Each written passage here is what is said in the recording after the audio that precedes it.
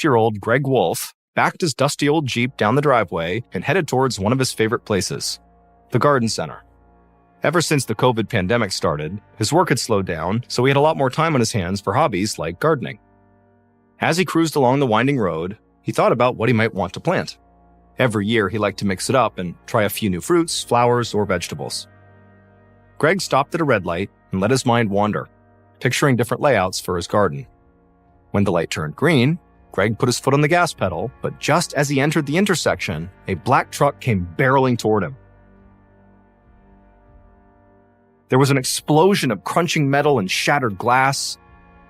Greg felt a blinding pain rip through his spine as his car spun across the road, and then everything went black.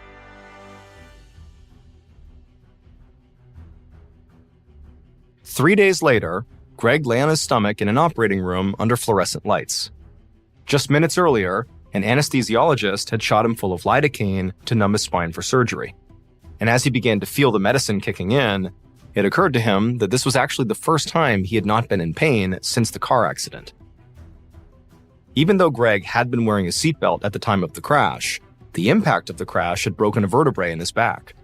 He'd been in the hospital for days while doctors did everything they could to try to stabilize his injury. Once he'd regained consciousness following the crash, doctors told Greg that he was very lucky. The accident could have been much worse. Greg had suffered what's known as a stable fracture. This meant that when his vertebrae cracked, it stayed in the same place, rather than being knocked out of alignment. So the nerve endings in Greg's spinal column were not affected. If they had been, Greg could have been paralyzed.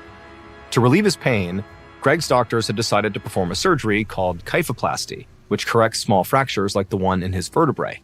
This was the surgery he was being prepped for right now. A few minutes later, the doctor arrived and greeted Greg and walked him through what was going to happen. Greg was going to remain conscious during the procedure. Then, after Greg acknowledged that he was ready to go, Greg felt the doctor's hands on his back, followed by a dull pressure as a large, hollow needle entered his spine.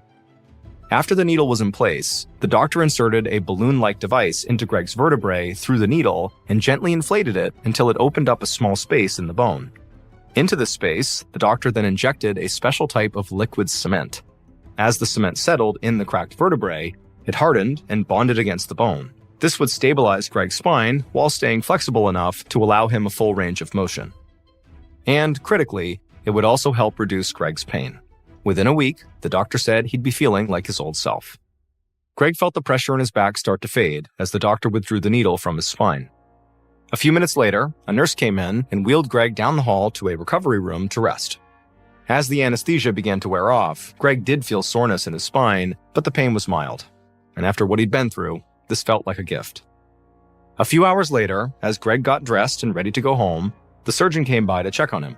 He recommended that Greg only take showers, not baths, for a few days to allow the wound on his back to heal, and he should avoid any heavy lifting for at least a week. But otherwise, his life would be just like before the surgery. Riding home from the hospital with his wife, Greg felt like he had miraculously avoided a tragedy. Now, he could get back to enjoying his life. But, only 7 days later, Greg was back in the emergency room. Everything hurt. His chest, his neck, his jaw. Even turning his head sent shivers of pain rippling through his body. The first few days back at home had been fine. He was able to take walks and cook, even do a little gardening, but on the 5th day, he began to feel this new kind of pain in his chest. Following the doctor's advice, Greg checked his wound from the surgery to see if it was infected. But the wound looked fine, so he decided to turn in early that night and hope he would feel better in the morning. However, over the next 2 days, Greg's pain only spread. Greg tried to relax and avoided doing anything strenuous, but almost any movement, even just turning his head, hurt like crazy. He thought he felt well enough to weed his garden, and that's when the pain suddenly became almost blinding. It was so intense that Greg thought he was having a heart attack. And so now he was lying on a bed in an emergency room, trying not to move a muscle. The pain still flickered through his chest and neck. He could barely breathe. Greg had never felt anything like this. It felt even worse than what he imagined a heart attack was like. Greg just hoped that whatever was happening, it was not too late to fix it. ER doctor Miranda Gibbs was just coming back from lunch when an x-ray technician stopped her in the hallway with an update. There was something seriously wrong with her new patient, Greg Wolf. She followed the technician to his office and looked at Greg's x-rays displayed on his computer. Greg's spine looked fine. His recent kyphoplasty surgery had clearly repaired his cracked vertebrae. But something else she saw in Greg's x-ray disturbed her. Dr. Gibbs pulled out her phone and called the medical imaging department. She told them she needed to book a CT scan for her patient immediately. 2 hours later, the images had been processed and were ready for her inspection. Sitting in her office, Dr. Gibbs struggled to comprehend what she was even looking at. She grabbed the phone and called the ER. She hoped there was a trauma surgeon on duty or somewhere nearby, because Greg Wolf was a pinprick away from disaster. An hour later, Greg was on his back, unconscious. His chest had been surgically opened. A surgeon leaned over him, looking in at Greg's heart. The surgeon maneuvered until he found what he was looking for. A long, thin 4-inch object. It had pierced through the upper right chamber of Greg's heart and also cut into his right lung. This is what Dr. Gibbs had seen in the images of Greg's chest. Now, the strange object was just sitting there, simultaneously poking Greg in the heart and lung. The surgeon steadied himself and carefully gripped the object with his tool. Any abrupt movement could cause a tear in Greg's heart or lung. The damage could be fatal. As he began to pull the object out, the surgeon was surprised at how hard the object was. It was like a stone, pale, pointed, and slightly curved. Little by little, the surgeon pulled the hard little dagger out from Greg's organs, until finally it was free. Examining it in the light, it looked a bit like one of those heavy-duty needles used to repair a tear in Greg's heart or lung. The damage could be fatal. As he began to pull the object out, the surgeon was surprised at how hard the object was. It was like a stone, pale, pointed, and slightly curved. Little by little, the surgeon pulled the hard little dagger out from Greg's organs, until finally it was free. Examining it in the light, it looked a bit like one of those heavy-duty needles used to repair upholstery or carpet, except it was made of medical-grade cement. It would turn out, during Greg's back surgery, a small splash of the liquid cement had leaked out of his vertebrae into his body. Once there, it hardened into a sliver and basically followed through Greg's bloodstream, eventually reaching his heart. Greg's sudden stabs of pain he was feeling were from the tip of the cement needle piercing his heart. His trouble breathing was the needle literally poking his lung. If he had waited even 24 more hours to go to the ER, the needle could have stabbed him even more deeply and potentially killed him. Fortunately, doctors were able to repair the tear in Greg's heart and his lung, and after being sewn back up, he made a quick recovery. Only 1 month later, Greg Wolf was back in his garden in full health. He had dodged 2 near-death experiences in 2 weeks, and he had no intention of trying for a third.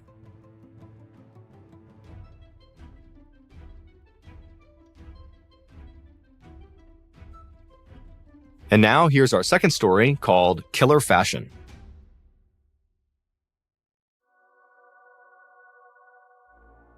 On a cold, clear afternoon in February of 2000, after a long, bumpy ride through snow-capped mountains, 15-year-old Ahmet Balik stepped off a bus into the city center of Erzurum, Turkey.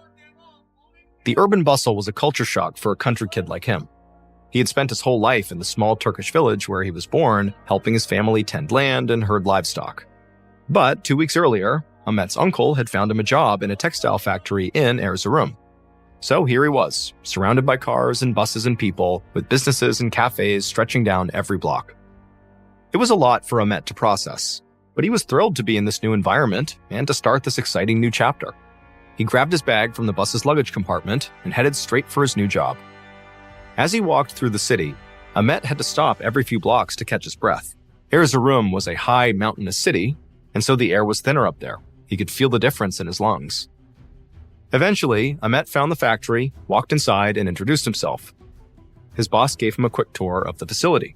As they walked around, Ahmet saw long rows of industrial looms and conveyor belts loaded with fabric, and he also saw another part of the building that was filled with workers hunched over sewing machines. Then, Ahmet followed his boss to a back area of the factory where narrow pallets were clustered in a corner. The man told him that that was actually where many of the workers without families would sleep. since the hours were long and the factory was a good distance from most residential areas. Now, Ahmet really needed this job to work, and he would do whatever it took. So he smiled and tossed his bag on one of the pallets and followed his boss to begin his training. 4.5 years later, in July of 2004, Ahmet wiped the sweat from his face as he paced the crowded waiting room of a government hospital. He was 19 years old, but he felt much older. His life at the factory had been a whirlwind, getting up at dawn, shuffling to the assembly line, then sewing and finishing garments until dark. He and a couple other workers shared an apartment near the city center, but some nights he was too tired to make the walk back. So on those nights, he just curled up on the floor of the factory until it was time to get up and start the next day's shift. And before long, the late nights and early mornings began to take their toll. His sleep got worse, which only made the days feel longer. Ahmet also developed a bad cough, and gradually it got so severe that he began waking up in the middle of the night, gasping for breath. The exhaustion also affected his appetite, and he started losing weight. And this only made Ahmet feel weaker and more fatigued. It was a vicious cycle. A year earlier, in the fall of 2003, his condition had gotten so bad that he began making mistakes at work. He confused the measurements of seams and hems. He skipped entire steps of the production process.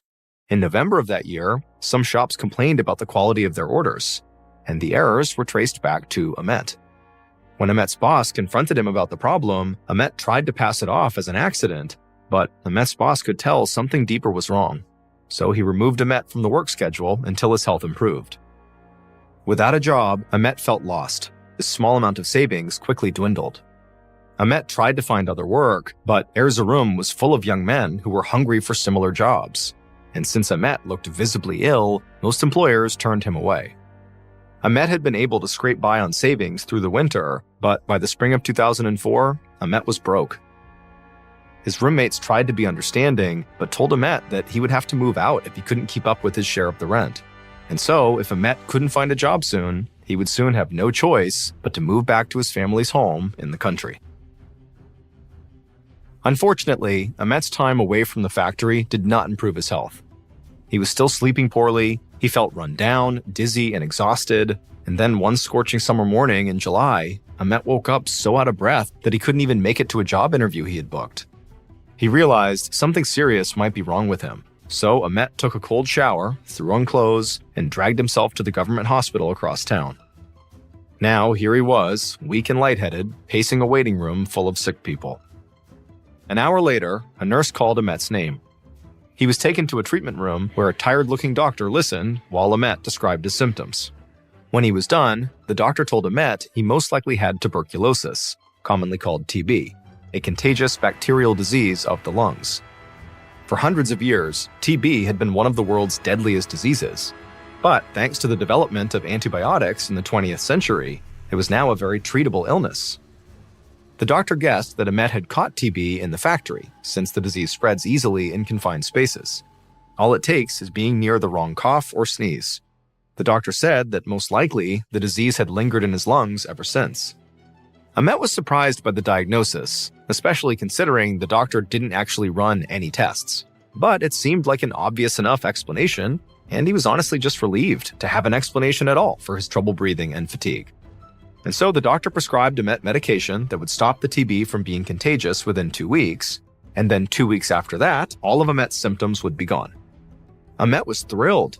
If the doctor was right, he could be back in the factory within a month, making his full wages again. He wouldn't have to move back home after all. Even better, he would finally stop coughing and be able to sleep through the entire night. 1 month later, in August of 2004, a pulmonologist named Dr. Yusuf Kaya went to meet a new patient at the Ataturk University Clinic in Erzurum. The patient was a 19-year-old factory worker named Ahmet. He reported having trouble breathing, a painful cough, and intense fatigue. As soon as Dr. Kaya stepped into the treatment room, he could tell from the teenager's face alone that something was deeply wrong. Ahmet's skin looked waxy and sickly. It looked like he'd barely slept in days. Ahmet explained to Dr. Kaya that he had been taking TB antibiotics for a full month, but hadn't seen any sign of improvement. He felt weak and run down, and no matter how deeply he tried to breathe, he just couldn't get enough. He could tell from the teenager's face alone that something was deeply wrong. Ahmet's skin looked waxy and sickly. It looked like he'd barely slept in days. Ahmet explained to Dr. Kaya that he had been taking TB antibiotics for a full month, but hadn't seen any sign of improvement. He felt weak and run down, and no matter how deeply he tried to breathe, he just couldn't get enough air. Dr. Kaya found this very worrying. If Ahmet had TB, then the antibiotics definitely should have helped him by now. But since his body was not responding, Dr. Kaya wondered what else might be causing Ahmet's symptoms. The doctor placed a stethoscope on Ahmet's chest. The teenager's heartbeat was normal, however, his breathing sounded shallow. Dr. Kaya told Ahmet that he wanted to run some tests to figure out why the TB medication was not working. He proposed starting with an X-ray of Ahmet's chest, followed by a full-body CT scan to provide a more detailed 3D rendering of Ahmet's organs. After that, Dr. Kaya suggested doing a bronchoscopy, which uses a thin, illuminated tube to examine the lungs and airways. Separately, he also wanted to test Ahmet's blood, mucus, and saliva for disease or infection. Ahmet told Dr. Kaya that his number one goal was getting back to his job at the factory, so whatever was necessary to make that happen, Dr. Kaya should do it. A few days later, after all the tests had been performed, Dr. Kaya opened a link on his computer to inspect Ahmet's results, and what he saw made him very concerned. Ahmet's chest X-ray looked speckled, particularly in his lungs. This indicated the presence of small foreign objects in Ahmet's lungs that shouldn't be there. His CT scan was more detailed. In addition to the foreign objects, it showed small growths in his lungs known as micronodules, which are often caused by respiratory illnesses or infections. And a culture test of his phlegm confirmed that Ahmet did not have TB. Dr. Kaya had suspected this when Ahmet's TB treatment didn't have any effect, but it was a relief to see it medically proven. But even so, ruling out TB didn't get Dr. Kaya any closer to figuring out what was causing Ahmet's symptoms. The cumulative picture provided by Ahmet's tests indicated that there was some sort of serious infection in his lungs. It just wasn't clear what that might be. So Dr. Kaya canceled Ahmet's TB medication and replaced it with a more general antibiotic. Dr. Kaya hoped this would ease Ahmet's symptoms, but he knew antibiotics wouldn't fix anything. Until he identified the infection in Ahmet's lungs, it wouldn't go away, and it very well might get worse. He just didn't know how much worse. Ahmet was already struggling to breathe, and less oxygen in his lungs meant less oxygen to his brain. And if that trend continued, things could get very bad very quickly. A few weeks later, Dr. Kaya was scanning the paperwork of the clinic's latest patients when something caught his eye. It was the intake form of a young man named Ali. He was 18, only a year younger than Ahmet, and suffering from very similar symptoms: struggling to breathe, dry mouth, bad cough, unusual fatigue. Dr. Kaya decided to pay him a visit at the clinic. Maybe Ali could provide a clue as to what was making Ahmet so sick. After introducing himself, Dr. Kaya asked Ali to describe the history of his symptoms. And right away, one detail surprised him. Ali worked at the same garment factory as Ahmet. Dr. Kaya wondered why two otherwise healthy young men would have breathing issues or lung infections at their age. Neither of them smoked, and they spent their days doing physical labor, which in theory should have made them stronger, not weaker. Taking a seat by Ali's bed, Dr. Kaya asked Ali to walk him through a regular day at the factory. The jobs he did, the machines he used, what he ate, all of it. Ali explained that he started at the factory doing heavy labor, like loading and unloading fabric from the trucks to the machines and back. But over time, he was trained to do more skilled work, putting the finishing touches on garments before they were shipped to shops around the world. Ali and Ahmet's factory produced contemporary clothing for the latest fashion trends of the 2000s. Some of their factory's techniques were extremely new to the industry, and they sounded pretty strange to the doctor. But as Ali described his responsibilities, Dr. Kaya began to get an idea. And by the end of their chat, Dr. Kaya felt confident that he actually knew what was happening to both Ali and Ahmet. However, to be certain, he would need to examine samples of Ali and Ahmet's lung tissue under a microscope, and so he ordered lung biopsies for both men. Days later, the lung tissue samples confirmed Dr. Kaya's hunch. Both men were suffering from silicosis, a disease more commonly found in miners than garment factory workers. It's a lung disease caused by breathing silica, which is a common mineral in sand, gravel, clay, granite, and other rocks. Dr. Kaya had diagnosed cases of silicosis before, but only in workers who spent their days in tunnels or moving heavy stone materials and breathing in all kinds of rock dust. He would never have thought textile factory workers would have silicosis, since their product was fabric, not rock. But fashion tastes had changed in Europe and America in the early 2000s. One of the most popular and profitable items that Ahmet and Ali's factory produced was something called distressed jeans, and making them involved a lot of rock dust. To create the hip, faded denim look, workers used a high-pressure air compressor to blast sand up and down the legs of a pair of jeans. These silica particles in the sand gradually shredded the denim, giving the jeans a worn-in, weathered look. Like a lot of factories in Turkey at the time, Ahmet and Ali's workplace was crowded and lacked proper ventilation. This meant the silica particles stayed in the air long after the jeans were sandblasted. And so Ahmet and Ali breathed these particles in all day. And then at night, if they slept on the factory floor, they would continue to breathe in the silica during their sleep. Over time, the tiny crystals of silica scar and harden the delicate tissues in the lungs, making them less effective at processing oxygen. That's why the men's breathing became increasingly shallow. Sadly, silicosis damage is permanent, and it often leads to other respiratory illnesses. Lung cancer is a common outcome, and there is no cure. Even after Dr. Kaya identified Ahmet and Ali's condition, their health steadily worsened, and in 2008, both young men died from silicosis complications. And they were not alone either. 4 other workers at the same factory died as well, and 16 others suffered debilitating lung damage. In March of the following year, Turkey's Ministry of Health banned denim sandblasting, and thankfully, sandblasted jeans quickly fell out of fashion.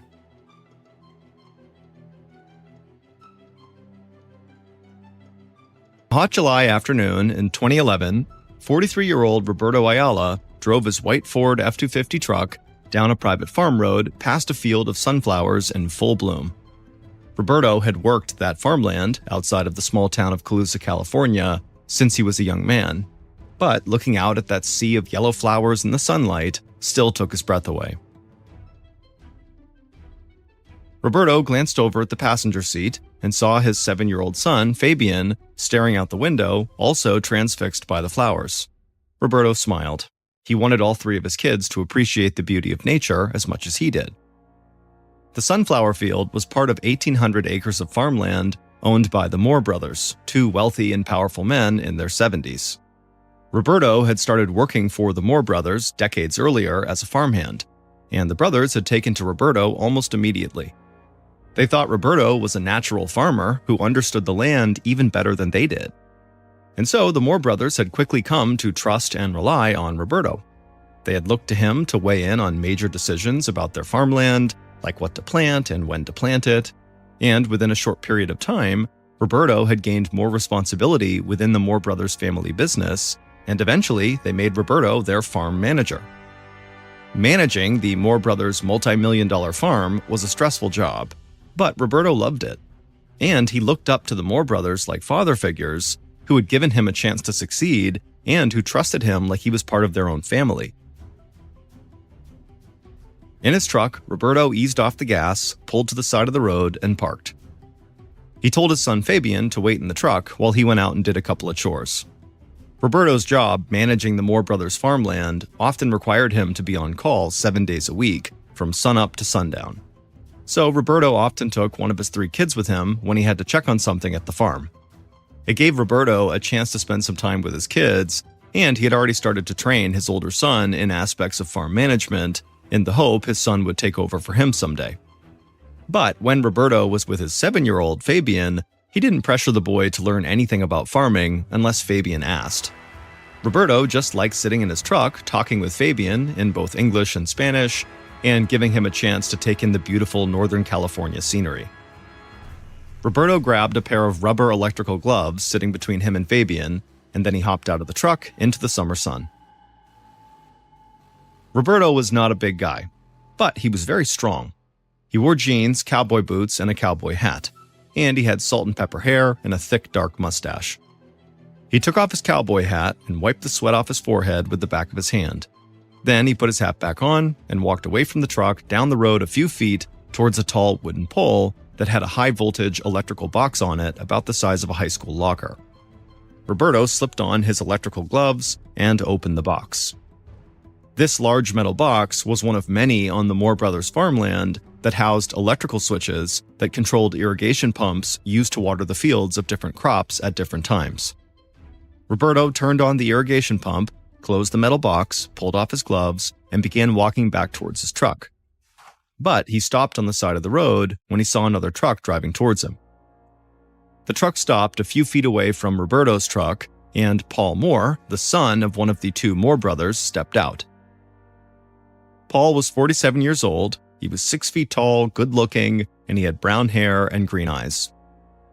Paul waved to Roberto's son, Fabian, who was still sitting in his dad's truck, and then Paul trotted his way over to Roberto. Roberto had worked alongside Paul for almost 20 years. When they were younger, they had both worked in the fields together, but now as Paul got older, he had moved more into helping run the business side of the family farm. Paul and Roberto got along well, and they regularly checked in with each other, and it was assumed by almost everyone in the company that when the older Moore brothers retired, Paul and Roberto would essentially run the farm together. Paul and Roberto asked each other how their families were doing, and then they shifted gears and began talking a bit about the current sunflower and rice crops growing on the farmland. But then Paul got a strange look on his face, like he was embarrassed by what he was about to say. Roberto asked him what was wrong, and Paul said it was about his cousin, Peter. Roberto smiled and kind of shook his head. It was rarely good news when Peter came up. Peter Moore was a couple years younger than his cousin Paul, and the two had basically been raised as brothers. Their fathers had run the family farming business together for decades, and they had always intended to pass the land and the business onto their sons, who they hoped would run things together just like they had. But Peter had just never seemed ready to take on any real responsibility. When he was young, he had worked in the fields alongside Paul and Roberto, but he always seemed angry about one aspect of the job or another. And over the years, he had gained the reputation of having a bad temper, and he spent a lot of his time complaining about the way he felt mistreated by his father and his uncle. And over the years, Peter had also made a habit of blaming a lot of his problems on Roberto. He said Roberto was arrogant and bad at his job, and that he didn't deserve the respect he got from the Moore brothers. On the side of the road, Roberto asked Paul what Peter had done. Paul took a breath and told him that Peter was looking for a fight with Roberto, like a real physical confrontation. Roberto laughed. That sounded like something a kid would say. But Paul told Roberto he was being serious. Peter had spent years taking martial arts classes, and now he wanted to literally fight Roberto. Roberto laughed again. He thanked Paul for the heads up, but he said there was no way he was going to physically fight Peter or anyone else for that matter. Then Roberto and Paul shook hands, said they'd talk soon, and walked back to their trucks. Once he was back in his truck, Roberto asked his son, Fabian, if he'd had a good time coming to work with him. And Fabian said he had, and that he wanted to come to work with his dad more often. Roberto said, "Great, it's a deal," and then he hit the gas, drove down the road, and left the field of yellow sunflowers behind them. That night, Roberto, his wife, and 3 children sat around the dinner table talking. And Roberto laughed all over again when he told his family about how Peter wanted to fight him. Fabian and his big brother laughed along with their dad, but Roberto's wife and daughter were not amused. Roberto's daughter didn't like Peter at all, and she didn't trust him. She had gone to work with her dad a lot over the years, and she was old enough to understand that Peter did have it out for her dad. In fact, Peter didn't even hide his disdain for Roberto, and she had heard Peter say mean things about her father right in front of her. But Roberto told his daughter and his wife that there was nothing to worry about. Peter was all talk, and he would never have the guts to actually try to fight him. But later that night, as Roberto's wife lay in bed next to him, she was still worried. As far as she was concerned, Peter was an angry, rich man who acted like the world owed him something. And she feared Peter would follow through. Later, on July 16th, 2011, Roberto was back in his white Ford F-250 with his 7-year-old son, Fabian, at his side in the passenger seat. Roberto was in his usual work clothes, jeans, cowboy boots, and a cowboy hat, and Fabian wore a cowboy hat too, exactly like his dad's.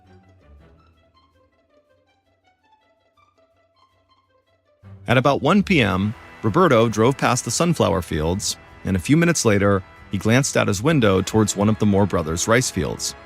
He pulled the truck over and parked on the side of the road. Roberto told his son to wait in the truck, and then he grabbed his electrical gloves, and he hopped out and walked towards a large metal high-voltage box on a wooden pole like he had done a couple weeks earlier. It was time for Roberto to irrigate this rice field.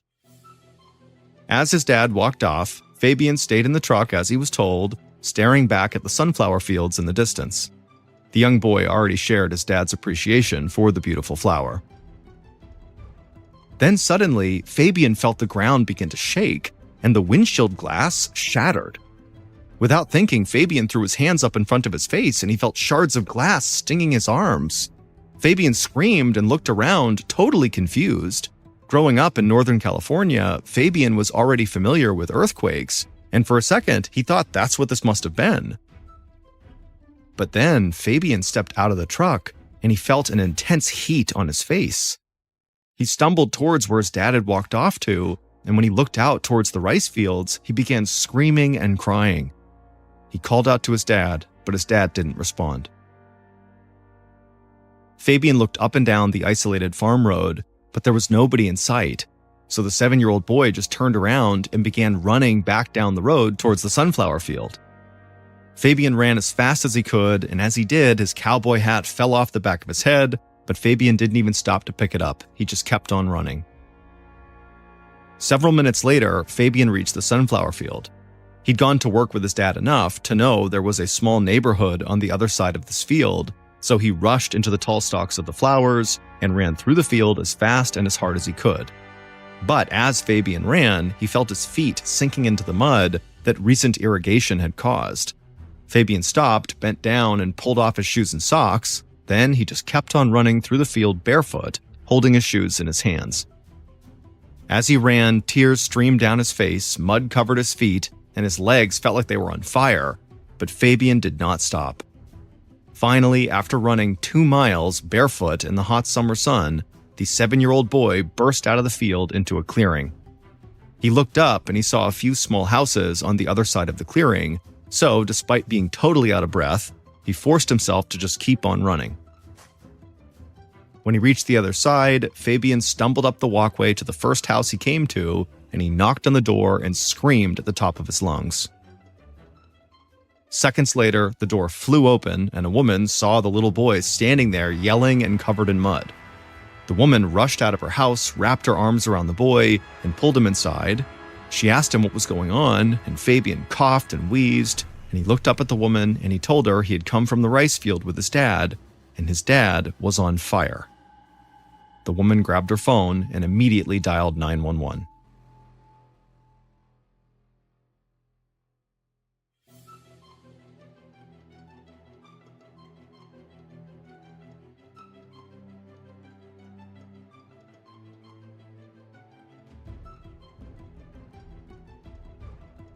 A few minutes after the woman called 911, Detective Dave Salm of the Colusa County Sheriff's Department stepped out of the small sheriff's station and walked across the lot to his car.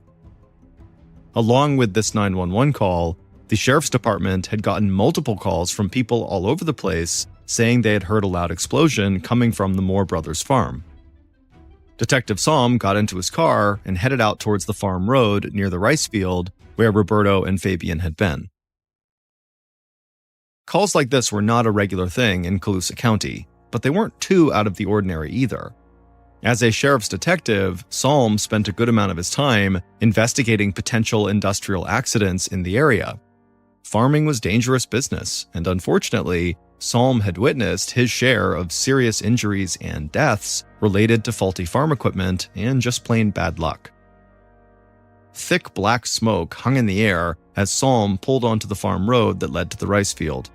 He hit the gas and sped toward the road, and soon he could see the swirling lights of the fire trucks up ahead. And as he got closer, the heat from a burning fire hit him even inside of his car. Salm pulled over to the side of the road far enough away from the scene that he wouldn't interfere with the fire department who was trying to put out the fire. And after several minutes, the fire department got the blaze that had engulfed part of the rice field under control. By that time, a few other officers from the sheriff's department had arrived, so Salm led his small investigative team down the road to where the fire had been put out. He walked past Roberto's white truck, and he saw shattered glass from the windshield and windows scattered over 10 feet on the ground. Then he walked closer to the rice field, and he saw the splintered fragments of what used to be a tall wooden pole. The large metal box that had once been attached to this pole was nowhere to be found. Just then, a member of the fire department approached Salm. The two men had worked together several times before. The firefighter led Salm and his team past pieces of metal on the ground and around behind one of the fire trucks. When they got back there, Salm could still see the smoke in the air, and he could feel it in his lungs, and he covered his mouth and his nose and then looked down at the ground. And when he did, he shuddered. Because he was staring at the burnt remains of a person. It was the charred body of Roberto Ayala. Detective Salm tried to catch his breath, but the smoke and the shock of the sight of Roberto made it very hard to breathe. Salm had investigated plenty of industrial accidents, but he'd never seen anything even close to this. Salm knelt down to get a better look at Roberto, and it was obvious he'd been badly burned for an extended period of time. But Roberto's cowboy boots looked like they'd almost remained untouched.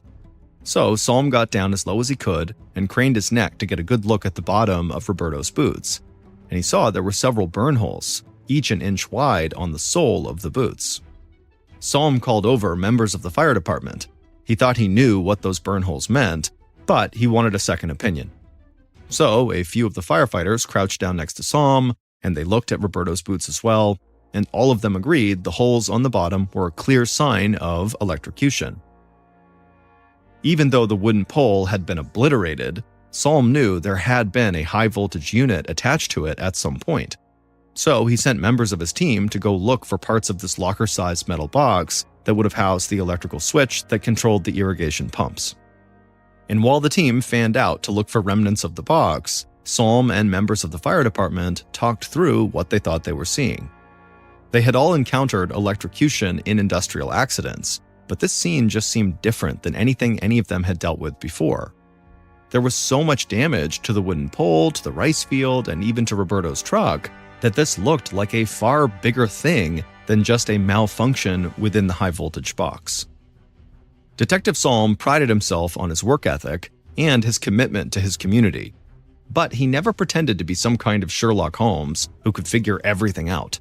And he was more than willing to admit that he had no idea what had happened to Roberto and that he badly needed help investigating this. And so Salm grabbed his phone and reached out to Pacific Gas and Electric, the utility company that provided natural gas and electricity services to millions of Californians. And later that day, that company sent crewmen out to the scene, but when they arrived, they felt as lost as Detective Salm was. They told him they had never seen a blast radius on that scale in any kind of incident involving a high-voltage unit like the one Roberto would have been using. Then, members of Salm's team returned to the scene with the door of the high-voltage box that was on that pole, and they said they had found it over 150 feet away from where it had first been on the pole. And when Salm and members of the fire department heard how far that door had flown from this explosion, they admitted that they really didn't know if the explosion had been an accident or if maybe it had been caused by a bomb on purpose.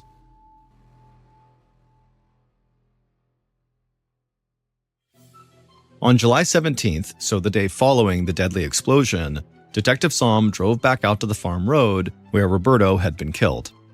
As Salm drove, he felt his eyelids getting heavy. He'd barely slept at all since arriving at the scene the day before, and he still didn't even know if he was dealing with an accident or a crime. But that was not what had kept him awake. The night before, Salm and members of his team had checked on Roberto's son, Fabian, at the hospital, where the boy had been brought after running 2 miles barefoot to get help for his father. Then the officers had driven Fabian home. Roberto's wife had gotten the initial call from police telling her that Fabian had been taken to the hospital. Roberto's wife spoke Spanish, and she usually had Roberto or one of the kids translate for her. But nobody else had been in the house when she had gotten the call, and so there had been communication issues between her and the police officer on the other line. That meant when police had arrived at the house with Fabian, his mother, Roberto's wife, still didn't know what had happened to her husband. and when Fabian had walked in, she ran and hugged him and then asked where his dad was. And Fabian, the 7-year-old, had to tell her that dad is dead. Everything about the scene at the house had been totally gut-wrenching. Roberto's family cried, while the 2 oldest kids translated the story of what had happened to their father to their mother. And all the while, they all tried to make sure Fabian was somehow okay after having just seen his father's body burning right in front of him and then needing to run 2 miles at a dead sprint to try to get help. In his car, Salm shook himself awake and focused on the road ahead of him. And after he'd driven a couple of miles, he saw up ahead a swarm of law enforcement vehicles blocking the road. Seeing the heartbreak of Roberto's family right up close and personal had made Salm really want to figure out what had happened to Roberto as quickly as possible, and that meant he first had to determine if Roberto's death was an accident or a murder. But by the end of the previous day, Salm and the others had still been at a total loss. So Salm had done the only thing he could think of. He contacted 2 federal agencies for help: the Federal Bureau of Investigation, so the FBI, and the Bureau of Alcohol, Tobacco, and Firearms, or ATF. The ATF was the agency that investigated federal crimes involving arson, explosives, and bombs. Salm parked his car on the farm road, stepped outside, and almost instantly regretted his decision to call the feds. The appearance of the FBI and ATF had surely already terrified residents in that small town near the Moore Brothers farm, and those agencies could completely overwhelm a county's resources while taking over from local law enforcement. Salm smiled and waved at the big group of feds out in front of him as he approached a particular ATF agent who was on the scene, but all Salm could think about was how he had possibly brought this circus to town for nothing more than maybe just an industrial accident. The ATF agent he approached introduced himself to Salm. The agent was tall and skinny, and he wore glasses, and Salm thought the guy seemed oddly excited for somebody who was in town to investigate a horrible death. But the ATF agent told Salm that they found evidence he needed to see. The agent led Salm down the road past several other members of the ATF and also the FBI, and then walked him over to a large piece of metal that was laid out on the ground. The agent said someone had found this piece of metal in a canal not far from the rice field and brought it to the agents because the person thought it might have something to do with the explosion that had occurred. And the agent said that that person was right. He crouched down and motioned for Salm to do the same, and then once they both were down there, the agent pointed to a series of markings on this piece of metal. Salm just stared at the agent and asked him what they were looking at. The agent said he would need to run a series of tests on the metal fragment to determine exactly what had happened, but the markings on the piece clearly indicated that some type of bomb had been detonated in the high-voltage box that housed the switch for the irrigation pump. In short, the agent said this had not been an accident at all. Somebody had definitely murdered Roberto Ayala. Detective Salm exhaled, and his shoulders relaxed. He was horrified that somebody would want to kill Roberto, a man who was well-liked in the area, who was also a husband and a father. But this news at least let Salm know that he had been right to ask for help from the FBI and ATF because this was a crime. The ATF agent told Salm it would take some time for them to search the entire site and to run all the tests they needed to run, but Salm could definitely launch a murder investigation immediately. Salm thanked the agent, and then he headed back to the sheriff's station to regroup with his investigative team and to inform them they now had a very public murder case on their hands. But it didn't take long for investigators to get their first lead. That afternoon, Salm got a call from a guy who said he had to talk to him immediately. The man's name was Paul Moore, and he said he might know who killed Roberto.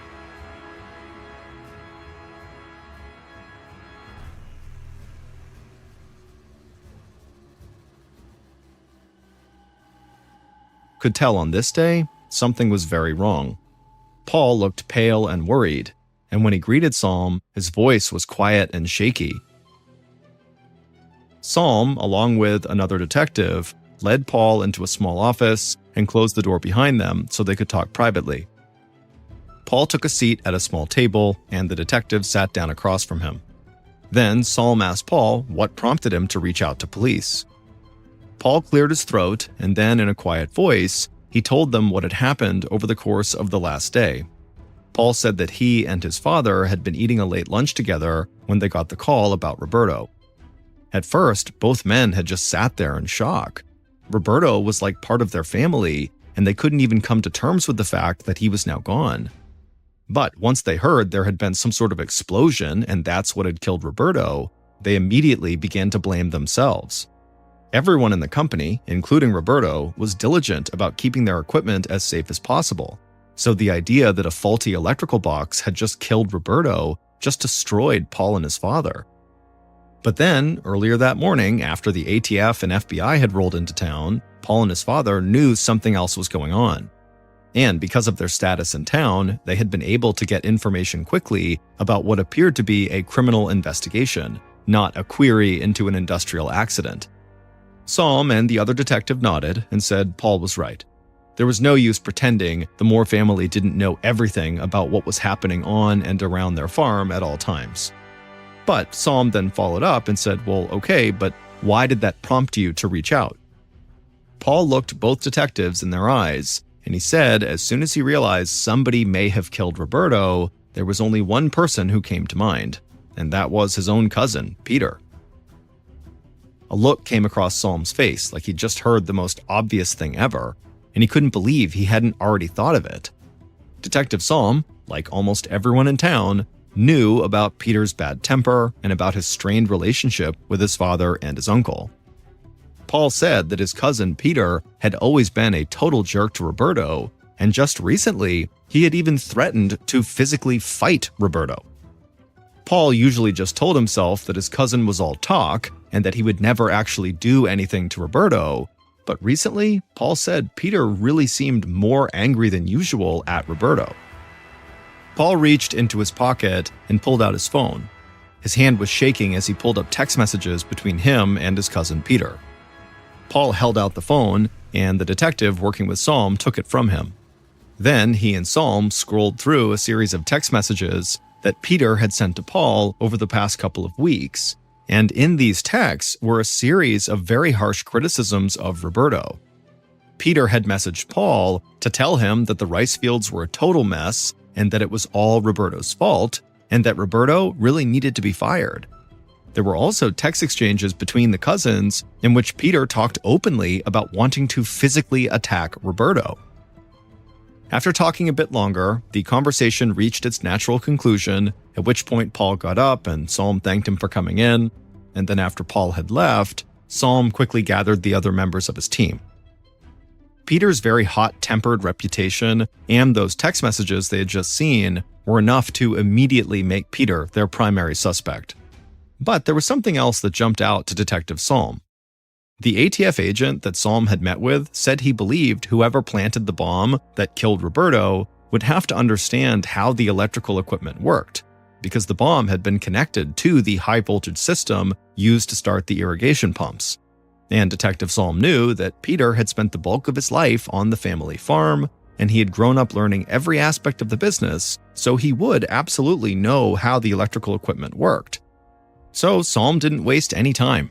Using the text messages from Paul and evidence the ATF and FBI had found at the crime scene, Psalm secured a warrant to search Peter's house and to conduct around-the-clock surveillance on him. Psalm hoped he could bring this case to a close within a couple of days. On July 19th, so 3 days after the explosion that killed Roberto, Detective Psalm and his team rifled through everything inside of Peter's house. As Psalm led the search, one thing kept coming into his mind, and it wasn't Peter's possible guilt or even the explosion itself. It was the bravery that Roberto's 7-year-old son Fabian had shown.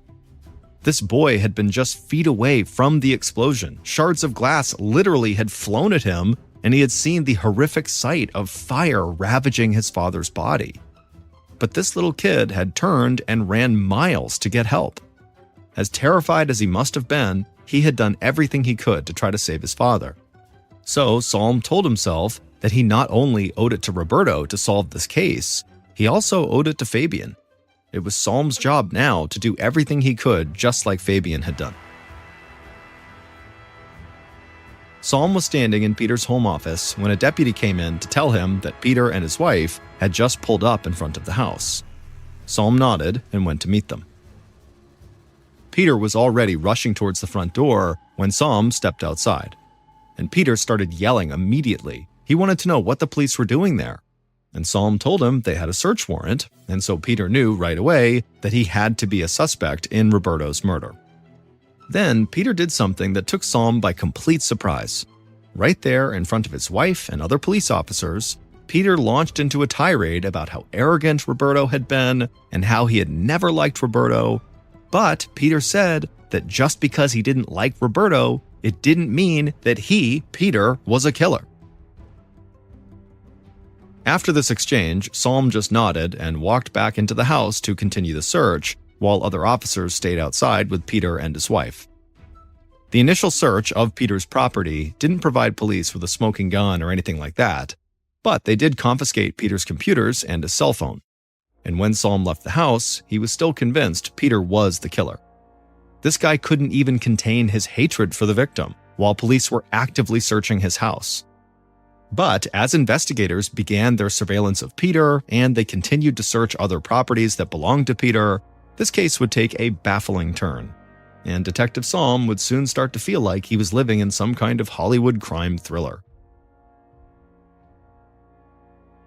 On the morning of August 12th, almost a month after Roberto's murder, Detective Psalm sat down at his desk at the sheriff's department, and when he did, he saw there was an envelope with the words Ayala case written on it. The words had been made with a label maker and then photocopied onto a piece of paper, and the small envelope had 8 stamps on it, way more than were needed to send it in the mail. Psalm opened the envelope and took out a letter that was addressed to the investigators. Just like the front of the envelope, the words in the letter had been created with a label maker and then copied. Psalm and his team had spent the past few weeks continuing their surveillance on Peter Moore. They still hadn't found any evidence tying Peter directly to the crime scene, but Psalm was confident they were getting close. In fact, Peter's uncle had provided Psalm with a phone message in which Peter had called, begging his uncle to talk to get Peter's father to put Peter back in his will. After that, Psalm had discovered that Peter's father, one of the Moore brothers, had not only cut Peter out of his financial inheritance, but he also had cut Peter completely out of the family business. So Peter wouldn't take over at all when the Moore brothers retired. Instead, Paul would run the company, and Roberto Ayala would be his right-hand man. All of the clues in this case pointed right to Peter, as far as Detective Psalm was concerned. But now Psalm was staring at this bizarre letter, and he had no idea what to think. The letter was written by a man who claimed to be a hired assassin. The assassin said that he had been paid to take out Roberto by a well-known violent international criminal gang called MS-13. The assassin said that Roberto's brother had tried to rip off members of MS-13 in an international drug deal, and so they had Roberto killed as revenge. But that wasn't all. The assassin said MS-13 wanted him, the assassin, to strike again and kill Roberto's brother and other members of his family next.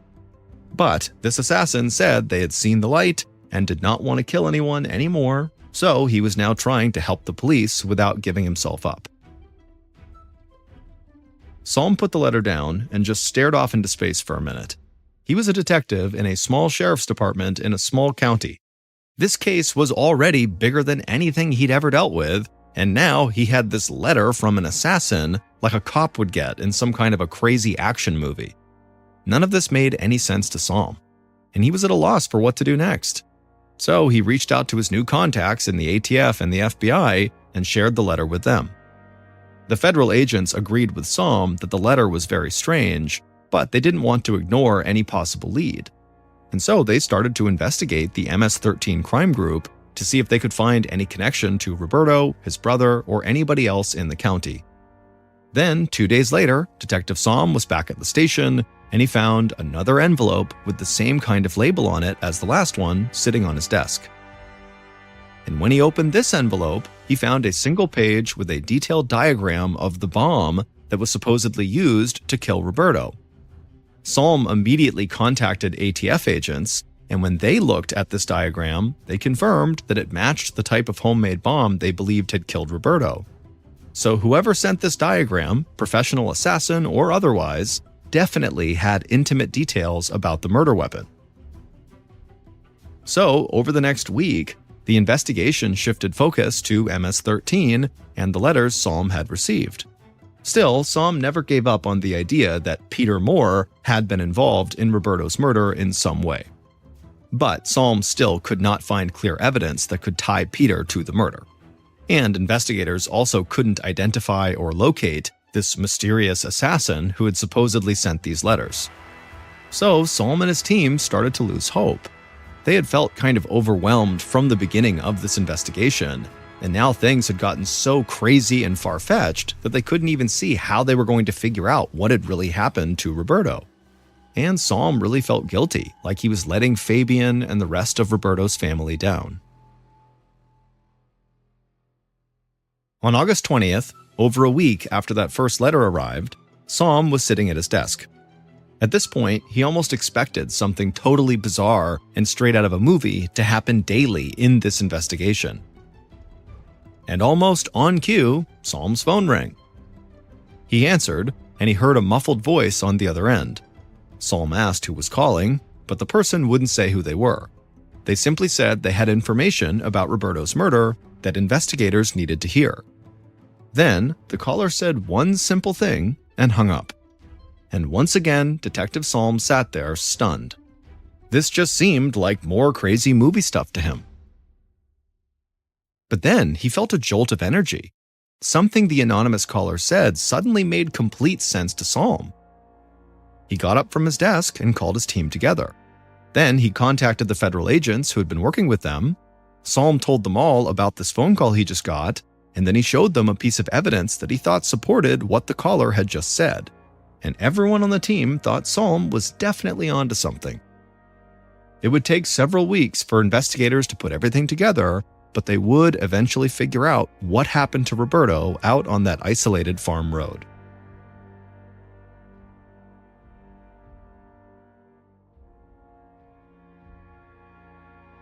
Based on the anonymous phone call and evidence discovered throughout the investigation, here is a reconstruction of what authorities believe happened on the day of Roberto Ayala's murder, July 16, 2011.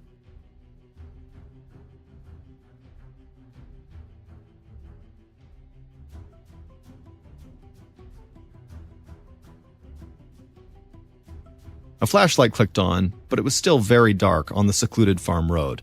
The sun wouldn't come up for a few hours, and the bomber thought there was something eerie about this place in the total darkness, like someone or something could be hiding anywhere out in the rice fields, watching. The bomber shook off those thoughts, though, and followed the beam of light down the road towards the wooden pole with the large metal box attached to it. The bomber wore all black and had a large black bag slung over their shoulder. The bomber walked down the road and eventually reached the pole, at which point they put the bag on the ground. Then they opened up the high-voltage metal box and then crouched down and unzipped their bag. They shined the flashlight into the bag, and they could see the homemade pipe bomb they'd constructed. It hadn't been easy, but everything they had read made them feel confident that this pipe bomb would function the way it was supposed to when the time came. The bomber reached into the bag and slowly and carefully began to set up the pipe bomb inside of the metal box. There was a line that would be pulled when the door to the box was opened and the irrigation switch was flipped, and that line would engage a trigger that would set off the explosives inside of the pipe bomb. As the bomber worked, they could feel sweat dripping down their forehead, but they took a deep breath, kept their hands steady, and finished the job. The bomber closed and locked the door to the metal box and exhaled. Then they walked back down the farm road to their vehicle and drove into the darkness. He opened up the door to the high-voltage metal box and flipped the switch to start the irrigation system. The explosion was enormous and instantaneous, and Roberto actually died instantly from electrocution coming out of the box. But as his body fell to the ground, it was wreathed in flames caused by the explosion of the pipe bomb. The ground shook, and in the truck, Fabian was covered in pieces of glass from the shattered windshield and windows. But Fabian remained courageous and leapt out of the truck and ran towards his father, who was literally on fire. Fabian thought about trying to reach through the flames to pull his dad's phone out of his jeans pocket to try to call for help, but the fire was just too much. And so after taking one last look at his dad, the 7-year-old turned and just started running. Later that afternoon, one of the Moore brothers' phones rang. It was the police, and they were telling him what had happened to Roberto. He hung up and he started crying. Then he looked across the table and told his son what he just heard. His son looked stunned. He said there was no way this could be true. But as an outward expression of hurt and confusion came across the son's face, internally, the son felt completely relieved because he knew his homemade pipe bomb had just worked. Paul Moore had killed Roberto, not his cousin Peter, who Paul immediately had thrown under the bus. It would turn out that Paul hated Roberto just as much as Peter did, but Paul did a better job hiding it. And when Peter had lost his inheritance and his chance to someday run the family farm, Paul had begun to fear that his father and uncle could do the same thing to him. And then the Moore brothers had begun to talk about possibly making Roberto a financial partner in the business, and at that point, Paul had just had enough. And so Paul got to work building his pipe bomb. He knew Roberto's irrigation schedule, so he knew exactly when and where to plant the bomb. While he waited for the day to come that he would be able to kill Roberto, Paul began accumulating evidence that would send investigators directly to his cousin Peter. In fact, Paul was the man who had brought ATF and FBI agents the piece of metal found in the canal that made it clear Roberto had been killed with a bomb. But when investigators failed to arrest Peter right away, Paul had decided he would need to throw them even further off of his trail. Paul was the one who had created the letters from the assassin, and he had dreamed up the story about Roberto's brother being connected to MS-13. Paul thought it was a perfect plan, like something right out of a movie.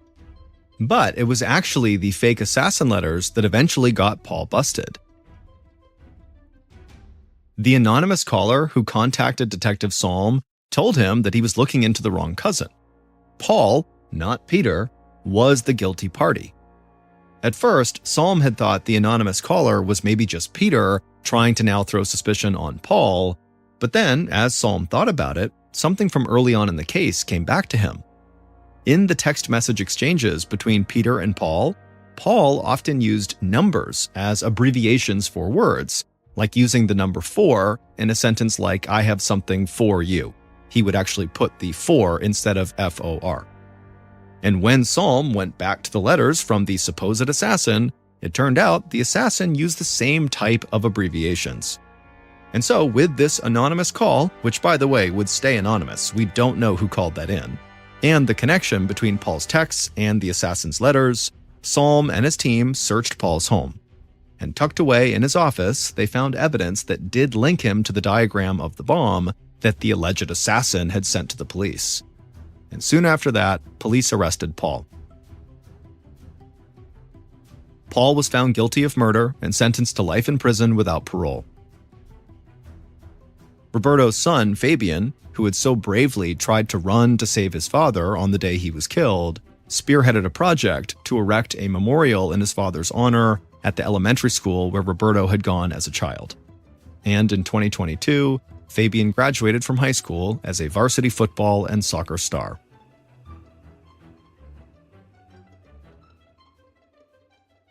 A popular YouTuber named Dan Bell explores abandoned buildings and then uploads that footage to his very popular This Is Dan Bell page that has over 500,000 subscribers. Unlike other urban exploration YouTube channels, Dan is not trying to create scary content. In fact, many of his most popular videos are taken in buildings that haven't even been abandoned yet, like in a Kmart that's shutting down and all the shelves are empty, and he walks around and it's kind of eerie because it's this huge store that's now coming to an end. But again, it's not really scary. But amongst those popular videos, there is one that is horrifying, and it's called the Super Creepy Abandoned Asylum. One of the top comments on this video is from a verified YouTube account with over 1 million subscribers. They're called The Proper People, and they say this may be the creepiest urban exploration video I have ever seen. The video opens with Dan coming up to this huge old house that looks like nature is reclaiming it with all the vines and grass and everything overgrown all around it.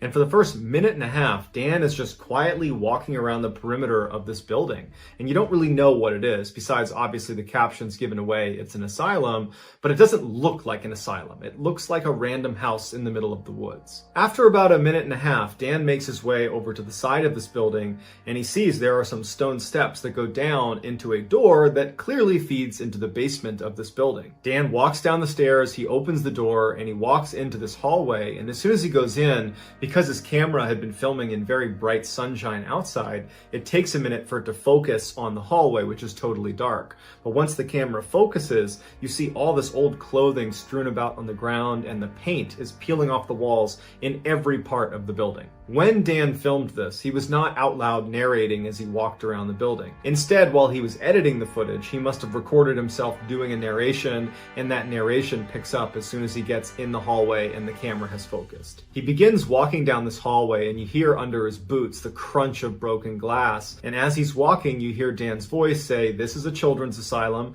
that shut down sometime in the 1990s. It was briefly leased sometime in the 2000s, but for the most part, over the past 3 decades, this building has been totally abandoned." After he gives this brief history, which sounds like he's done this dozens of times on other videos, he pauses and says, something really strange happened while I was filming inside of this building. He heard what sounded like someone running around on the top floor of this building. He's used to going into abandoned buildings and finding creatures, animals running around. That was not unusual.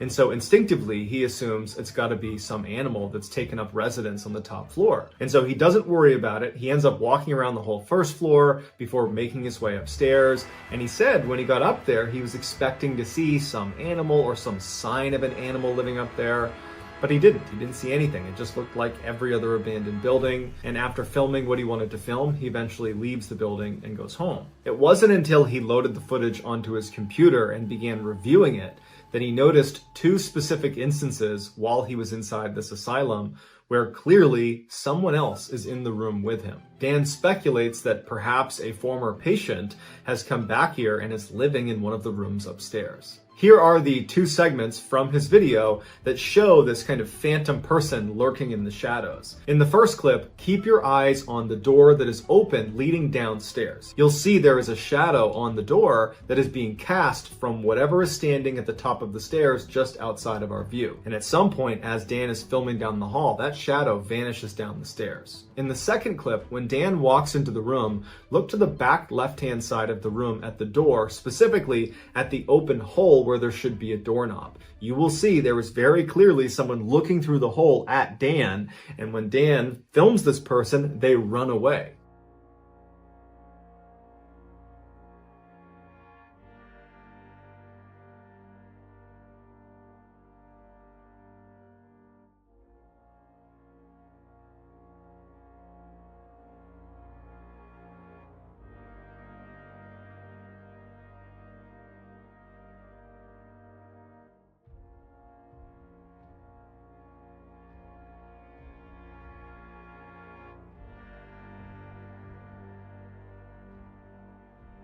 Missy Beavers was a wife, a mother of 3 girls, and a hardcore fitness instructor. She lived in Midlothian, Texas, and she taught a fitness boot camp out of a local church at least 1 day a week, every week. Missy was extremely bubbly and outgoing, and everybody seemed to really like her, and her personality really shined on social media, where she was an avid Facebook user, often posting multiple times a day, every day of the week. Missy would post information about upcoming fitness classes, either that she was teaching or that she was simply participating in. She would also post her own fitness regimen and her diet. She was just very focused on health. She also shared fairly personal things, like pictures of her family and where they were going and what they were up to. and she left her personal cell phone right on her Facebook page. So clearly, Missy was fine with kind of being out there. On April 17th, 2016, there was a weather report that came in that the next day there was going to be really, really heavy rain, in particular in the morning. And Missy's class was scheduled for the next morning at 5 a.m., and she started getting calls and text messages from the people who were going to that class asking, is this class still going to happen? By 7:55 p.m. that night, so many people had asked about it that she decided to just put a public post on her Facebook page addressing the weather. And it just said, if it's raining, we're still training, no excuses, you are gladiators. On the post, she included directions of how to get to the church, where this class was going to be in the church, what time they were starting, and what they could expect. Later that night at 9:23 p.m., she did another Facebook post that said, going to bed, I have to get up tomorrow at 3:30. The next day at 4:16 in the morning, a street security camera picked up Missy pulling into the church's parking lot. Even though her class didn't start until 5 a.m., she liked to get there early to make sure the classroom was set up and to warm up a little bit and make sure she was super motivated and cheerful as soon as they walked in. The security cameras inside the church capture Missy walking in through the front doors at 4:20 in the morning. Then, just before 5 a.m., the first couple of students arrived at the classroom and they walk in to find Missy laying on the ground, bleeding from her head, totally unresponsive. They call 911, police and paramedics show up, and as soon as they get there, they pronounce Missy dead. Initially, there was some speculation that she might have fallen and hit her head, but they noticed all these puncture marks in her head that looked intentionally inflicted, like someone had struck her. And later, when they reviewed the security footage from inside the church, it was confirmed that she definitely was murdered. Earlier that morning at 3:50 a.m., so 26 minutes before Missy arrives in the church parking lot, an unknown figure wearing police tactical gear from head to toe breaks into the church. From 3:50 in the morning when they first get inside the church to 4:20 in the morning when Missy walks through the front doors, this unknown figure just kind of strolls casually up and down the halls of this church. It looked like they were carrying a hammer or perhaps a crowbar, and periodically as they're kind of casually walking down the hall, they would turn to a window of a door and they would break it with whatever they're holding in their hand, and then they would just keep walking on. Like there was no reason for them to break the window, they're just bored. And this was actually an important point that police would make about this footage. This person walking around does not appear to want to vandalize the church. I mean, they're breaking a couple windows, but they could have done a lot more damage to the building, and they didn't. They don't appear to be looking to steal anything. And in fact, later, police would confirm that nothing was stolen. What it looks like they're doing is just kind of wasting time. Like they have some clear objective for being here, but they can't do it quite yet. They're waiting for a trigger of some kind. And it would turn out that that trigger was Missy walking through those doors at 4:20 in the morning. As soon as Missy made her way into the classroom, the assailant followed her and proceeded to beat her to death with whatever they were holding in their hand. By the time police arrived a little after 5 a.m., the suspect was long gone. Missy made her way into the classroom, the assailant followed her and proceeded to beat her to death with whatever they were holding in their hand.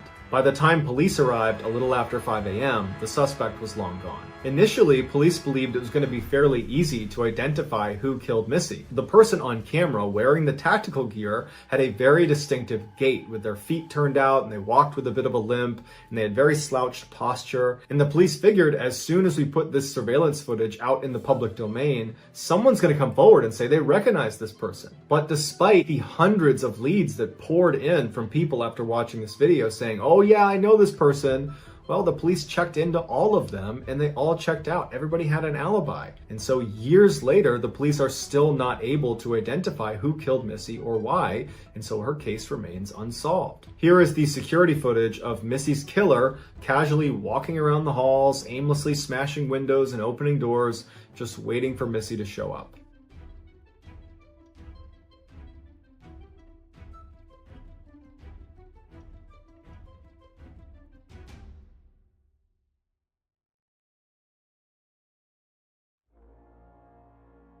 In March of 2015, 68-year-old Tamara Samsonova was having renovations done to her home in St. Petersburg, Russia. A friend of hers, 79-year-old Valentina Ulanova, had heard about Tamara's renovations, and she approached her and said, do you want to stay with me while that's getting done? Tamara was very thankful, immediately said yes, and as soon as she moved in, she immediately started picking up the slack by cleaning up the house and doing the dishes, and made sure she always cooked food for her friend because she wasn't able to pay rent. After a couple of weeks, the renovations on Tamara's home were complete, But Tamara didn't want to leave. She was really enjoying living with Valentina, and so she asked Valentina would it be okay if she stayed a little bit longer.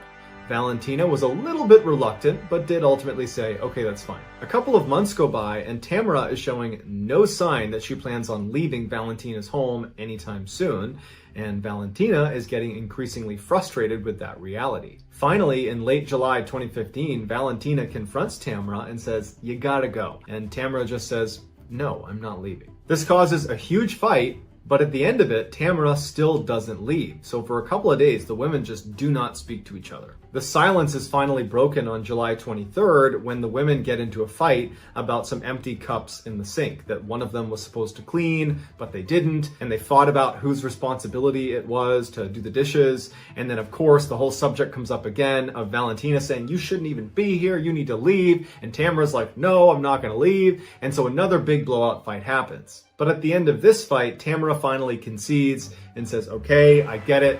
I need to leave. Just give me a couple of days and I'll be out of your hair. Immediately, the tension is gone in the room. They're no longer fighting. And Valentina is happy that she's finally going to get her apartment back. And Tamara says, look, I'll make us dinner tonight. I'll go out and get some food. Tamara leaves the apartment and goes to a pharmacy and gets a whole bunch of sleeping pills. And then she gets the ingredients to a particular salad that she knows Valentina really likes. She goes back, she starts making dinner. And as she's making this salad, she crushes up the sleeping pills and mixes the powder with the salad dressing and gives that to Valentina. And Valentina, who's very hungry, eats the whole salad and doesn't notice anything is wrong. As soon as Tamara was sure Valentina had eaten the entire salad, Tamara just goes up to her room and goes to bed. A couple hours later, at about 2 a.m, she goes back down to the kitchen and she sees Valentina is passed out on the ground. Tamara goes up to her and sees that she's still breathing, which was a disappointment because she wanted her to die from taking all these sleeping pills. But it doesn't matter. She takes out her hacksaw that she had borrowed from the neighbor earlier in the day and proceeds to butcher Valentina. And she makes special care as she's cutting her into pieces to remove her lungs and not damage them, because Tamara had a taste for human lungs. It was actually her favorite food. She took Valentina's head and she put it into a big pot of water and began boiling that to eat it. The rest of her was cut up into as small of pieces as she could get them and then wrapped in a shower curtain and placed in various bags. As Valentina's head and lungs are being cooked on the stovetop, Tamara begins making dozens of trips from the apartment down the stairs, out the front door, all the way down to the lake that was near their property, where she would dispose of the body parts before coming back and getting more. Valentina's hips and legs were apparently too heavy to haul all the way down to the lake, so she took them to a nearby forest. Tamara's final trip sees her carrying a big silver pot, inside of which is Valentina's head, or at least whatever is left of it after Tamara was done eating most of it. 4 days later, on July 27th, a young couple that was living in the same apartment complex as Tamara and Valentina were out for a walk with their dog out near that lake. And as they're walking, their dog takes off running and stops in front of this huge bag that it's sniffing and pawing and trying to open. And the owners of the dog try to call it back, but they can't get it to get away from this bag. And so the owners walk over and they kind of poke the bag. They can see it's pretty heavy, and they open it up and they find a human torso, and it's Valentina's. When the police show up, the first thing they do is they go to Valentina's apartment, and they're surprised to find Tamara living there. And they're kind of sensitive with her, and they say, your friend, your relative, was just found deceased and we need to look around the apartment. Tamara was completely indifferent. She did not care. They had just discovered her body and she didn't care that they were searching the apartment. It was like she knew someday this was going to happen. During the search, the police officers quickly find blood all over the bathroom and in the kitchen. They even find the hacksaw she used that's got blood on it. And they find Tamara's diary that's sitting next to this book about black magic. And the police are horrified when they see that the diary contains meticulous notes that Tamara had kept of all of the ritualistic killings she had perpetrated over the past 20 years.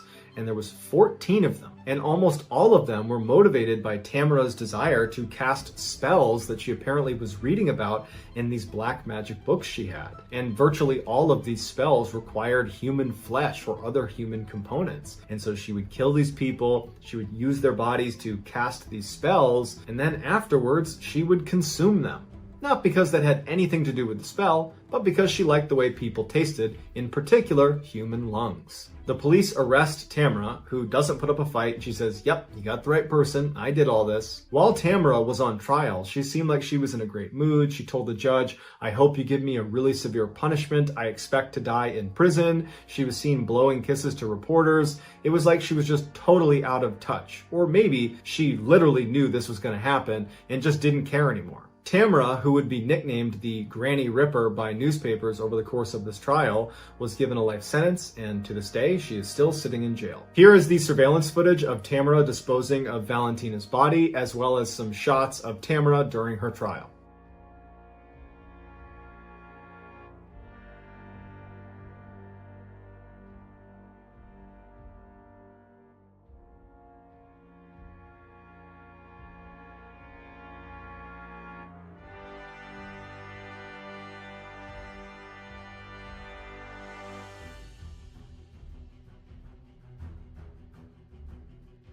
Monday morning in Vietnam, in the fall of 2003, 12-year-old An Bui sat at her school desk.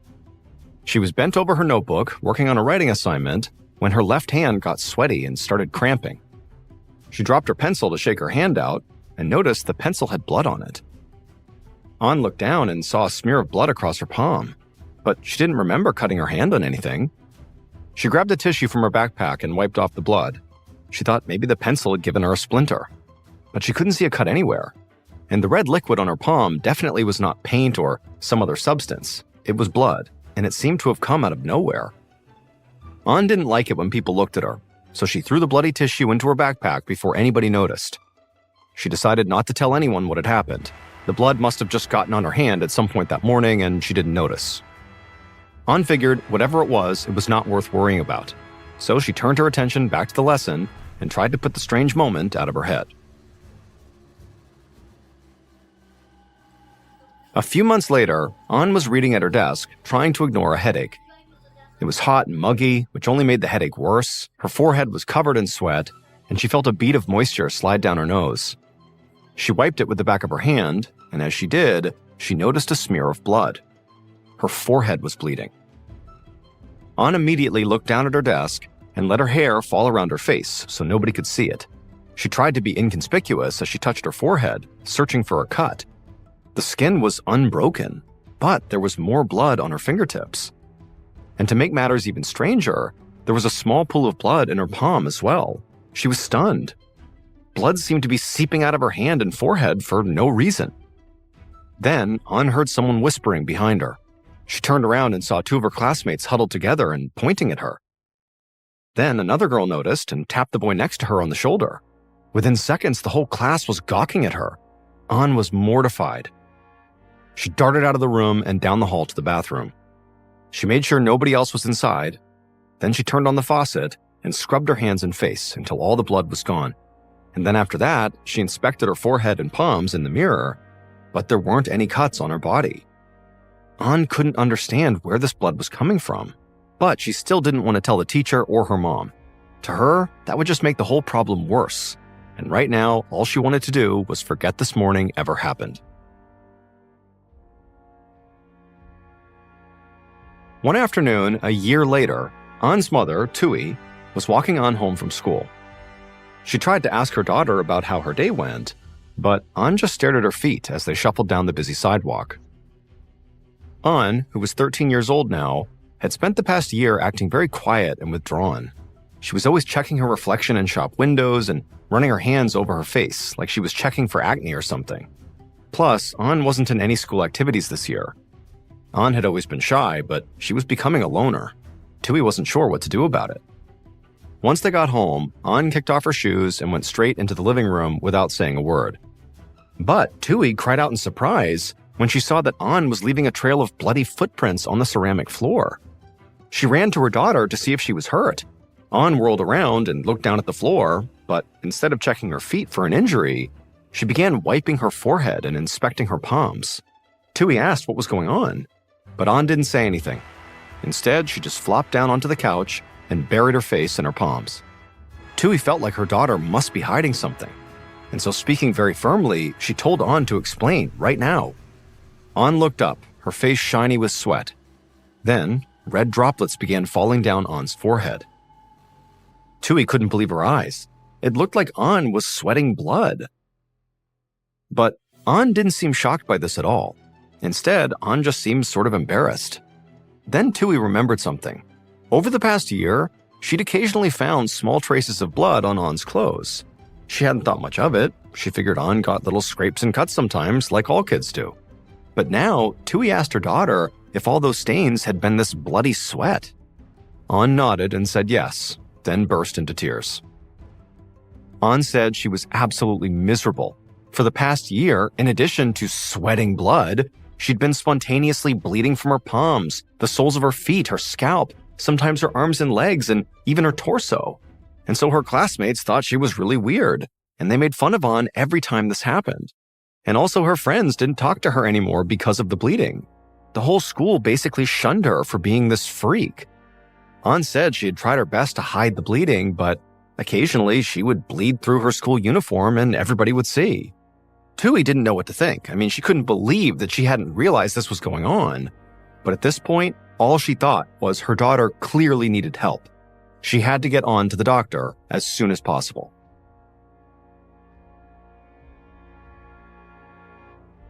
A few days later, a physician at the local hospital named Dr. Nai Nguyen stood in an exam room with An and Tui. As she inspected An's scalp, An explained how this spontaneous bleeding had basically made her a laughingstock at school and was ruining her life. Now, Dr. Nguyen could tell that An was clearly deeply distressed here. But far more pressing to the doctor were these symptoms. They were so confusing. Dr. Nguyen had never heard of anybody spontaneously bleeding from their extremities like this. It was totally alarming, and while Dr. Nguyen would never say this out loud, especially to An, it was a bit creepy too. The doctor was very cautious as she combed through An's hair, searching for cuts, scars, ulcers, anything that might explain the bleeding. But there was no markings of any kind on An's scalp or anywhere else on her body. And so after the exam, Dr. Nguyen peeled off her latex gloves and told Tui that she wanted to admit her daughter to the hospital to run some more tests. She would test An's blood to see if An had an underlying disease like anemia or a blood clotting problem, which might explain the sudden bleeding. She would also check for infectious disease. Whatever was wrong with An, Dr. Nguyen was confident that the lab work would show what was going on. But a few days later, Dr. Nguyen got the test results back. And An's blood work, her urine test, the chest x-ray Dr. Nguyen ordered, all of these tests came back normal. On paper, An was completely healthy. Even a malaria test came back negative. Dr. Nguyen couldn't find a single reason for An's bleeding. And unfortunately, even though An claimed to have bled at least a few times since being admitted to the hospital, Dr. Nguyen had never been present to witness the onset of the bleeding, which made Dr. Nguyen consider a different possibility. An said she often bled from her palms, feet, forehead, and torso. And while Dr. Nguyen was not Christian, she still knew these were the same locations on the body where, according to Christian doctrine, Jesus had bled from during his crucifixion.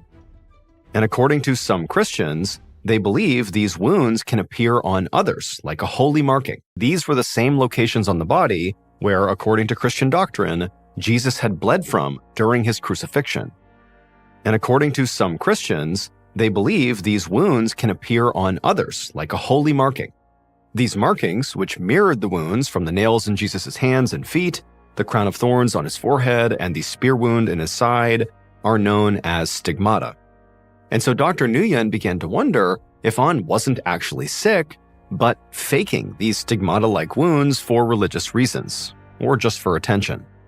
An did say that everybody in school knew who she was now because of this bleeding, so she was getting lots of attention. She said they treated her like a freak, but Dr. Nguyen knew that attention seekers didn't always search for positive validation. Negative attention could feel just as rewarding. If An was faking this, that would also explain why An hid the condition from her mom for more than a year, and why no one at the hospital had actually seen An while she was actively bleeding. The blood always seemed to appear when she was alone, so doctors hadn't been able to determine where it was actually coming from. Dr. Nguyen realized this situation was going to be very tricky. An would almost certainly insist that her symptoms were real, and it would be up to Dr. Nguyen to figure out if she was lying or in genuine need of medical intervention.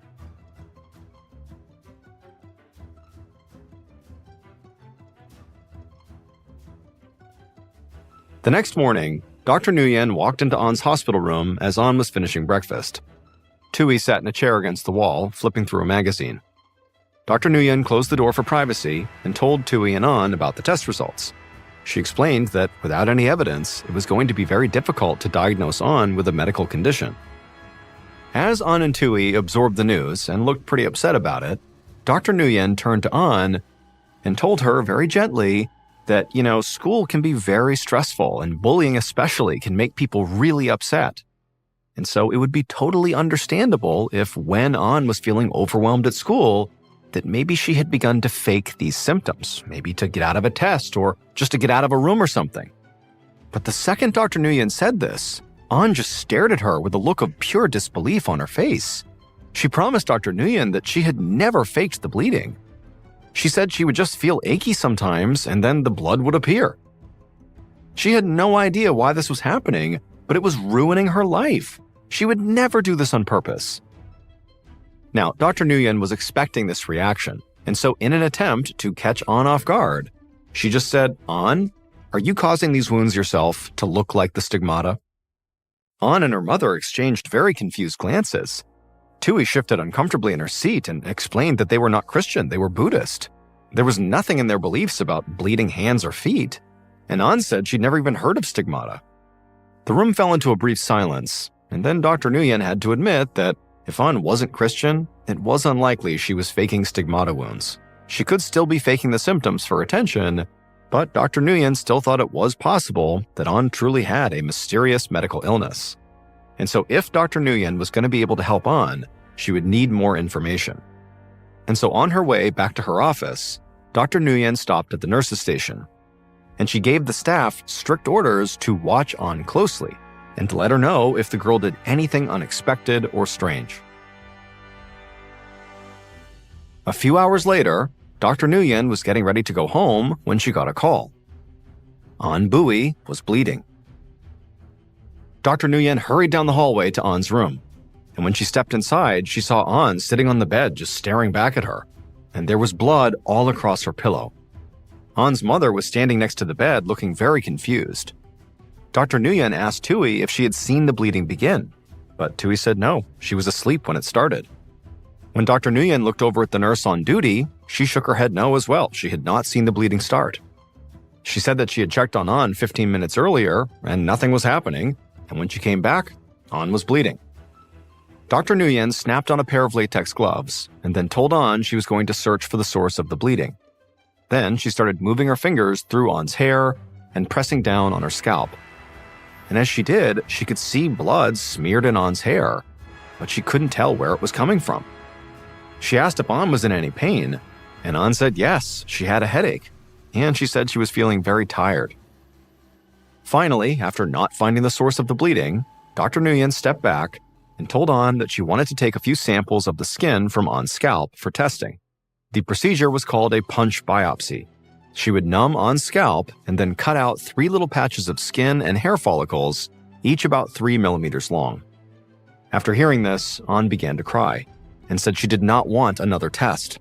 Dr. Nguyen nodded and said she understood, but she told An this test could help them figure out what was actually wrong with her, and then hopefully she could get treated and go home. It took a minute for An to calm down, but eventually she did, and then she told the doctor she was ready to get started. The following morning, Dr. Nguyen received the biopsy results, and they showed something fascinating. An's scalp was covered in these microscopic pockets filled with blood. Dr. Nguyen didn't know why these spaces had formed or what was causing them to burst, but she intended to find out.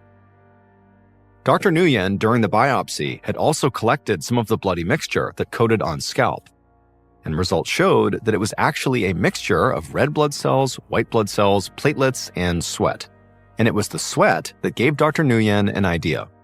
She told An to go to the stress testing room in the cardiology department. And when Dr. Nguyen arrived, An was already standing glumly on the treadmill. An stared angrily at Dr. Nguyen, while a technician clipped the safety cord to her shirt and a nurse double-knotted An's shoelaces. Dr. Nguyen couldn't blame An for being annoyed here, but she didn't have time to argue with an angry child. She had a case to solve. Because the bloody mixture contained sweat, Dr. Nguyen wondered if she could induce the bleeding with vigorous exercise. And so she was going to have An sprint on the treadmill to see if she could make her sweat turn red. Once everything was all set up, Dr. Nguyen nodded to the technician. The treadmill belt began moving, and the technician ramped up the speed until An was running. In no time, she was breathing hard and sweating. Except there wasn't any blood in the sweat. So Dr. Nguyen had the technician turn up the speed of the treadmill. As the belt moved faster, An struggled to keep up. Dr. Nguyen crossed her fingers, hoping that blood would appear on the girl's forehead. An's face grew pink and then beet red from the thought the blood was poking through An's skin. But then she realized An was just bright red from running so hard. Her sweat was still clear. Dr. Nguyen felt defeated as she told the tech to shut the treadmill down. Dr. Nguyen forced herself to smile. She told An she did great work, but she was secretly very frustrated. If a stress test didn't cause the bloody sweat, Dr. Nguyen didn't know what would, and so it made her turn back to her initial suspicion, that An might somehow be causing the bleeding herself. Now, she couldn't understand how An might make her own scalp bleed, but it had been more than a week, and still no one at the hospital had seen the actual onset of An's bleeding. Her own mom hadn't even seen it. And so if An was deceiving everybody, then Dr. Nguyen wanted to put an end to it, today. And so Dr. Nguyen pulled An's nurse aside and told her to sit by An's bedside overnight and to watch the child like a hawk. She told the nurse not to leave An alone, not even for a moment.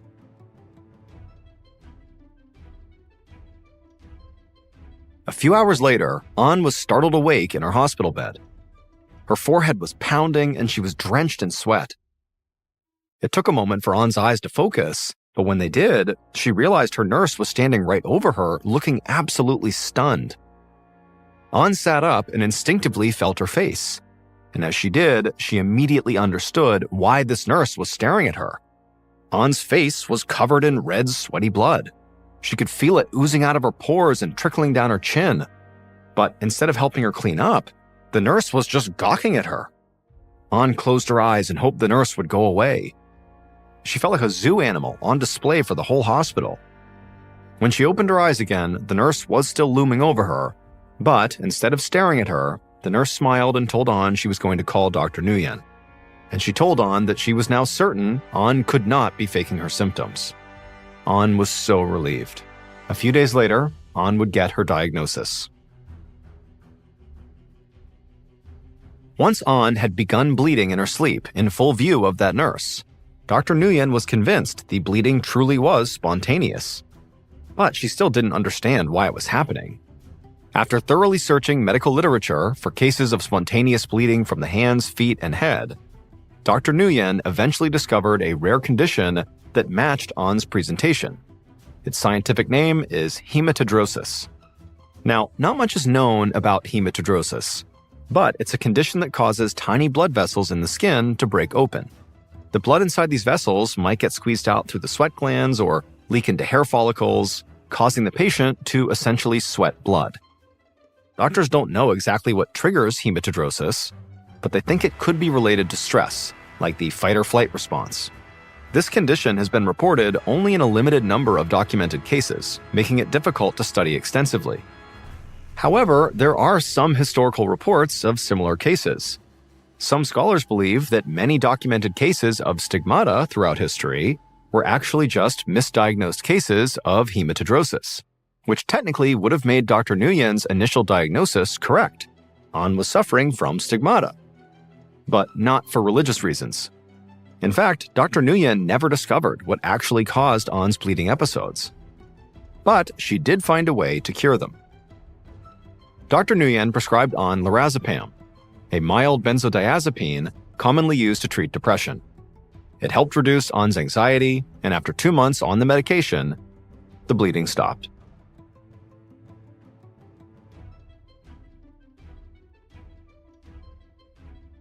Fifth, 2009, 41-year-old Kay Parsons woke up in her bedroom in the quiet suburb of Grovetown, Georgia. It was still dark outside, but Kay knew she had a busy morning ahead of her. So she got right out of bed and walked down the hallway to wake up her son. When she went into his room, her son, who was 12 years old, immediately began complaining that he didn't want to wake up yet, but Kay just flipped on his lights and said, "Come on, you gotta get ready for school." Once Kay saw her son actually climb out of bed and begin to get dressed, she rushed downstairs and poured him a bowl of cereal and left it on the table, and then called up to him and said, "Come on, come down, eat your breakfast." And then Kay rushed right back upstairs into her bedroom to get dressed. Now, normally, Kay had help with the morning routine from her husband, David. But David was in Los Angeles on business. David was a career military man who had become a successful civilian contractor after retirement, which meant David worked for the military, but he was not actually a member of the military. And generally speaking, civilian contractors with the military make a lot of money. David's work at a nearby army base is what had brought the family to Georgia 4 years earlier, and his job had allowed them to buy their beautiful 2-story, 4-bedroom home. But the trade-off with David's financial success was that he often had to travel for work, leaving Kay to manage on her own. Most of the time, Kay was perfectly happy to take on everything at home by herself because she knew David was doing his part for the family in other ways. Kay and David had been together since they were in high school, and people who knew them said they had the kind of partnership that made other couples jealous. They seemed to function as this perfect unit, and they always knew how to help the other. But the truth was, behind the scenes, Kay and David were not perfect, and lately they had been going through a really rough patch. They'd been getting in these horrible fights, and then after the fights would end, they would just ignore each other for long periods of time. And so as Kay rushed around her bedroom getting dressed for the day, she couldn't help but feel kind of resentful towards David for not being here that morning to help her. But Kay quickly told herself she was being foolish. Even though they were fighting, she knew the reason David was gone was for work. He was there to help the family, and so she couldn't really be resentful about it. Once Kay was finished getting dressed, she ran to her son's bedroom and grabbed his backpack, and then went back downstairs to the kitchen. When she got there, her son said he was done eating, so Kay handed him his backpack, then she grabbed his empty cereal bowl and put it in the sink, and then she picked up her white leather handbag off the counter and took out her car keys. Then Kay stopped herself because she knew she was running around like a maniac, and she took a breath and then looked over at her son and smiled. Even when she and David were not getting along, they still made sure their son always felt like their house was filled with love and happiness. Kay's son smiled back at her, and then the two of them walked to the garage and got into Kay's car. Kay pulled out of the garage onto Hot Springs Drive, her quiet neighborhood street. And as she did, she looked over at the house next door, another beautiful brick home strikingly similar to her own. And in many ways, Kay and her family's lives in Grovetown were directly connected with that house next door. On the day that Kay, David, and their son had moved in, their next-door neighbors, Becky and Tony Sears, and their 5 kids, had dropped by with food to welcome them to their new home. From then on, the two households became inseparable. The adults played tennis together, one of the Sears boys was on the same baseball team as Kay's son, and the two families had vacationed together. Becky even got Kay a job at Healing Hands, the physical therapy clinic where she worked. And not long after Kay and Becky had begun working together, they joined Weight Watchers together. And Kay gave Becky a lot of credit for helping her meet her weight loss goals. Every day, Becky wanted to compare weights and discuss who had lost the most. It made Kay anxious, but she had to admit peer pressure worked. But in recent weeks, Kay had been so caught up in the problems she was having with her husband that she really hadn't even spoken to Becky. And as Kay drove past Becky's house that morning, she wished she could go back in time to when everything had seemed so perfect. After Kay dropped her son off at school, she went to a McDonald's drive-thru. Even though Kay was a part of Weight Watchers and was trying to lose weight, when she was really stressed out or rushed, she often treated herself to fast food. Kay quickly ate her McDonald's breakfast in the car as she drove back home. She was in a hurry because her handyman, Mitch Cozart, would be arriving at her house soon. Mitch was coming by to repair the back door. But as Kay drove, she was thinking about other projects she might ask him to take care of while he was already at the house. And Kay was still lost in her own thoughts about what she was going to ask him to do when she pulled back into her 2-car garage at around 7:15 a.m. Kay got out of her car and walked into the house carrying a half-finished cup of McDonald's coffee and an empty fast food bag. And within seconds of stepping foot inside of her house, Kay heard a loud crashing sound in the kitchen. It sounded like something breaking. Kay had no idea how anything could be falling in her kitchen, and so she quickly rushed around the corner to see what was going on. But what she saw in the kitchen was the last thing she expected. At 8:30 a.m., Kay's handyman, Mitch, walked onto Kay's front porch and rang the doorbell. He knew Kay was expecting him, so he was surprised when no one answered the door.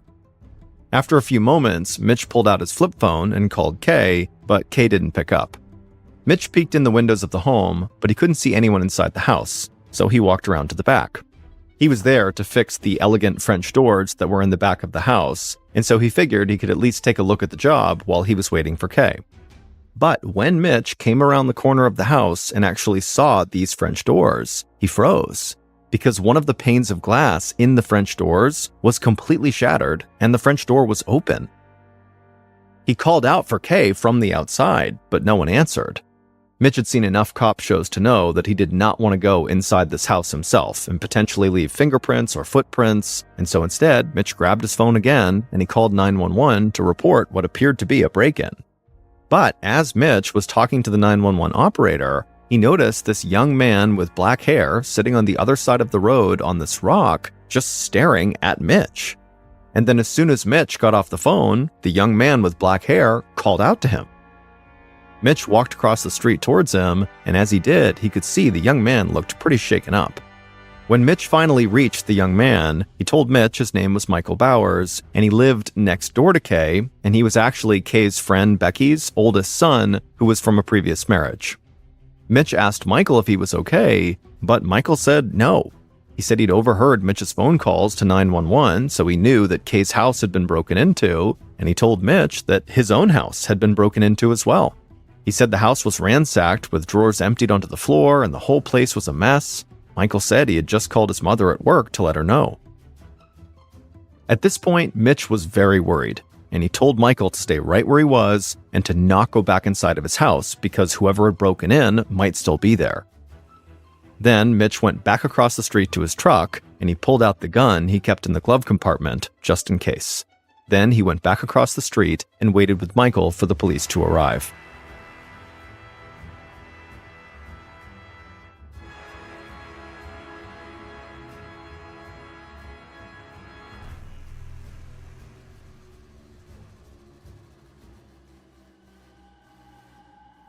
A few minutes later, Sergeant Jimmy Edmonds of the Columbia County Sheriff's Office arrived at Kay's house. His office had received 2 calls within minutes of each other to report break-ins in neighboring houses on Hot Springs Drive. Edmonds thought just one break-in would be very unusual for such a quiet, low-crime neighborhood, but 2 break-ins? Something strange was going on. Sheriff's deputies arrived on the scene soon after, and at that point, Edmonds walked around the house with them to the back door with the shattered glass. But before Edmonds even went inside the house, he saw an ominous sign. He could clearly see blood on the kitchen floor. Edmonds turned back around and looked at the deputies and made sure they saw the blood too, and they nodded, and then Edmonds led them into the house. And immediately Edmonds saw the blood trail went all the way out of the kitchen and down the front hall. And the blood was not just on the floor. There was also blood spattered all over the walls too. As Edmonds followed this grotesque blood trail all through the house, he passed by a spilled McDonald's coffee and a crumpled McDonald's bag and a white handbag on the floor. Then he saw a bloody handprint on the wall right beside the door to the garage, and he opened up the door. And there, lying beside her car in a big pool of blood, was Kay Parsons. Edmonds quickly rushed over and crouched down beside Kay and placed his fingers on the inside of her wrist, and amazingly, he found a pulse. Kay was alive, so Edmonds shouted for one of the deputies to call an ambulance. As Edmonds stayed crouched down with Kay, telling her over and over again that help was on the way, Edmonds just could not believe the amount of blood he was seeing, not just all over the house, but on Kay, on her face, her arms, her clothes. He had been investigating violent crime for years, but he'd never seen someone beaten as badly as Kay Parsons was. There was a bloody aluminum baseball bat lying beside Kay, and Edmonds was reasonably sure it had been used to bludgeon her. And then Edmonds also noticed there was a second weapon underneath the car, a bloody claw hammer.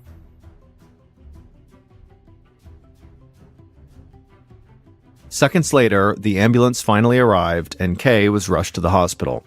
and as soon as she was gone, Edmonds led a room-by-room search of her house. And at first glance, it looked to Edmonds like Kay must have come home and interrupted a robbery in progress. The house was a complete mess upstairs and downstairs, as though someone had run through the entire house, searching every single drawer as quickly as possible. But the sheer brutality of the attack on Kay made Edmonds think this could be something else. I mean, what kind of burglar would suddenly begin bludgeoning someone to death with a hammer and bat just because they interrupted them? And so this just felt like a deeply personal crime to Edmonds, not just some random robbery. At some point during the room-by-room search, Edmonds stepped away and performed the grim duty of calling Kay's husband, David, to tell him what happened. Now, Edmonds didn't really go into any details over the phone. He just told Los Angeles immediately. David could tell, obviously, something terrible had happened, and by the time he hung up, David was reasonably sure that his wife had been badly injured. So he booked the first flight back to Georgia and rushed to the airport. Back at Kay's house, Edmonds knew he still had a second break-in to investigate, and he was afraid he would find another victim of a vicious attack. So Edmonds rounded up a few other deputies and walked next door to the Sears' home. The back door had been broken open, just like over at Kay's house, and the contents of drawers in the Sears' home had been dumped all over the place, just like in Kay's house. There were also smears of blood here and there, but not nearly as much as next door. The deputies combed the house from top to bottom, and luckily, they did not find another victim. Edmonds was searching the ransacked kitchen for potential evidence when Becky Sears, the mother, and her 19-year-old son, Chris, came into the backyard. Becky told Edmonds they had both been at work when her other son, Michael, had called to tell her about the break-in, so they'd rushed home as fast as they could. But Becky did not care at all about the fact that her house had been trashed and ransacked, because moments before Becky had walked into her house, a neighbor had told her that her good friend, Kay, had been taken away in an ambulance, and so all Becky wanted to know now from Edmonds was if Kay was okay. Edmonds was not really able to share any details about Kay, other than the fact that she had been alive when she was taken to the hospital. Within minutes, another neighbor appeared at the Sears' house and offered to give Becky and Chris a ride to the hospital to go check on Kay. And so Becky and Chris, they rushed out the door with that neighbor as fast as they had shown up, and Edmonds was suddenly left alone in the quiet kitchen, thinking about all these terrible things that had just unfolded in this small, seemingly safe suburban neighborhood. Edmonds figured Kay's house must have come first, and the person who broke in killed Kay, and then they must have come over to Becky's house next, but still had Kay's blood on their hands. And so that was why there was blood in both houses, despite there only being a victim in Kay's house. But that didn't make Edmonds feel much better. He now knew he was dealing with a criminal who was cool enough and cruel enough to beat this helpless woman until they were totally covered in her blood, and then casually just go next door, again covered in their blood, to rob another house. Edmonds wondered what kind of person could do something like that. Becky and some of Kay's other friends stood vigil in Kay's hospital waiting room all day long. They were desperate to get any word on Kay's condition. Every so often, Becky would ask one of the nurses if she could go in to see her friend, but they always said no, because the medical team was still trying to stabilize Kay. Eventually, another friend did make it to Kay's actual bedside, and she didn't even recognize the heavily bandaged person lying there. Kay's face was grotesquely swollen, and she was attached to all kinds of tubes and wires that were keeping her alive. The nurse wouldn't answer when the friend asked if Kay was brain dead. Finally, late in the afternoon, Kay's husband, David, arrived at the hospital straight from the airport. Sergeant Edmonds and other officers escorted David past Kay's friends to Kay's room, and they let him go in there all by himself. Seconds later, from beyond the double doors, Kay's friends heard David begin to sob. Kay had just died. Some of Kay's friends began to weep when they heard David crying, but Sergeant Edmonds had a different reaction to David. He wondered if David's loud display of grief was just a bit too much. He couldn't quite put his finger on it, but Edmonds got the sense that David was just performing for an audience. While Edmonds was at the hospital, members of his investigative team had gone door to door all throughout Kay's neighborhood to try to get more information about what happened. But unfortunately, so far, they'd come up with nothing. Nobody in the neighborhood had heard or seen anything unusual between 7 and 8:30 a.m. that morning. So after Edmonds got back to the sheriff's department, he decided he would just bring in all of the people who had been at the crime scene one by one. And he started with Kay's handyman, Mitch. Once Mitch arrived at the station, Edmonds and Mitch would sit down across from each other in a small interview room. And Edmonds watched Mitch right away fight back tears as he recounted showing up at Kay's house and finding the smashed glass in the back door. Edmonds was initially skeptical of Mitch's story. After all, this guy had just happened to show up at the house right after Kay had been attacked. But Mitch would show Edmonds some emails that made it clear Kay really had been expecting him at her house at 8:30 a.m. that morning. And when Edmonds had searched Kay's house earlier, he hadn't seen any sign that Mitch ever went inside. So for the time, Edmonds decided Mitch was not a major suspect. But just when Edmonds was starting to think Mitch would have nothing useful to offer, Mitch began talking about the young man with black hair who was sitting on the other side of the street who had overheard his 911 call. The young man had told Mitch that his name was Michael and that he was Becky's oldest son. The mention of Michael made Edmonds' mind start racing. He had learned through his initial investigation that Becky's oldest son had a history of drug problems. The 22-year-old had once been a heroin addict. And Edmonds wanted to know why Michael was sitting across the street from Kay's house, which was now a murder scene, instead of in front of his own house, which had just been looted. Because remember, Michael didn't know what was going on in Kay's house until he overheard Mitch talk about Kay's house being robbed. And so Edmonds couldn't help but wonder if maybe Michael had tried to rob Kay's house to pay for his drug habit, but then Kay surprised him by coming home. She would have known Michael's face very well, and so maybe he decided to kill her so she wouldn't be able to identify him. Edmonds thanked Mitch for his help and ultimately let him go. Then he summoned Michael to the station. When Michael arrived, Edmonds led him into the small interrogation room, and the two sat down on opposite sides of a table. Michael was quiet and very polite, and as he sat there, he absently ran his hands through his dark black hair. Edmonds was very blunt, and he asked Michael if he was still using drugs. Michael admitted that he was. He said he was still fighting his heroin addiction, and in fact, that day, he had used methadone to try to curb his heroin cravings. Methadone is a medication that's often used to help people reduce or stop their use of heroin or other opiates. And so because Edmonds had wondered if Michael went to Kay's house to rob her to pay for drugs, Edmonds began to zero in on where Michael had been before the handyman Mitch had discovered the break-in at Kay's house. Michael stayed calm and polite. He claimed that his mother had dropped him off at 7 a.m. for a house painting job. But when Edmonds pressed Michael for details about this job, Michael's story fell apart. He couldn't say who he was working for or even where the job was. Now, Michael was starting to shift around in his seat uncomfortably. So Edmonds asked him again where he had been when Kay was attacked. Michael admitted he had been lying about the house painting job, but only because he didn't want his mother to know he was unemployed. He said he had really been watching TV at a friend's house. Edmonds was very annoyed that Michael had just lied to him, so he got up and walked out of the room. And Edmonds would keep Michael in that interrogation room for 3 more hours while he decided what to do with him.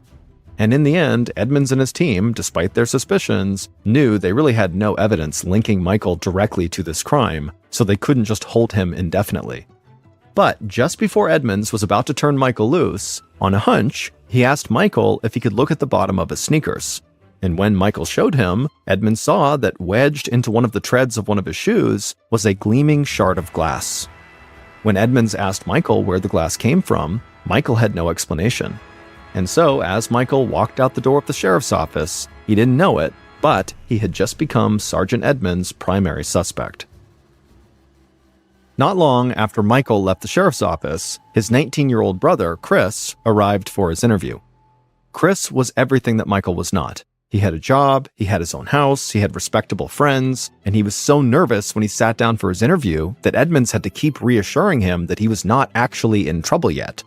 Chris said that he had gotten up that morning at about 7 a.m. He'd barely had enough time to brush his teeth before his mother, Becky, pulled up to his house. He had agreed to go work with Becky that day at the physical therapy clinic where she was the office manager.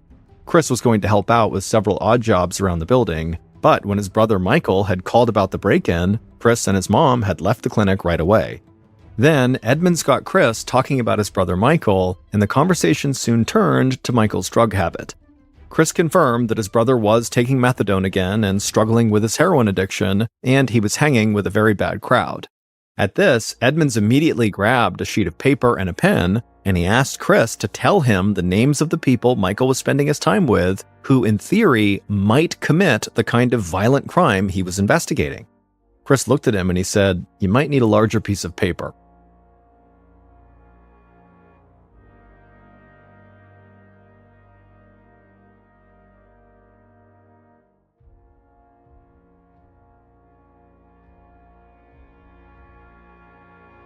By midday on March 26th, so 24 hours after Kay had been discovered, Sergeant Edmonds was totally exhausted because basically he hadn't slept for the last 24 hours. But he knew he had a killer loose in his town, so he had no choice but to press on. And the more he found out, the more he suspected Kay's neighbor, Michael. First, Edmonds talked to the friend who Michael said he was with at the time of the murder. In a recorded conversation at the sheriff's office, Michael's friend emphatically said that he and Michael really had been watching TV together when Kay was attacked. But the friend offered to take a polygraph test right then and there, and he failed. Then, later in the afternoon, Edmonds called the owner of the physical therapy clinic where Kay's friend Becky worked, and the owner told Edmonds that Becky's son, Michael, had once stolen a company checkbook and written about $800 in bad checks before he was caught. The owner said he had agreed not to call the police after Becky had promised him that her son Michael would never step foot in the clinic again. But Edmonds still wondered whether the seemingly very laid-back and low-key Michael really had it in him to commit such a totally violent crime on this woman who seemed totally defenseless. But the evidence really was increasingly against Michael. The murder was looking more and more like a robbery gone wrong, either committed by Michael or one of his friends, and very likely just to get money for drugs.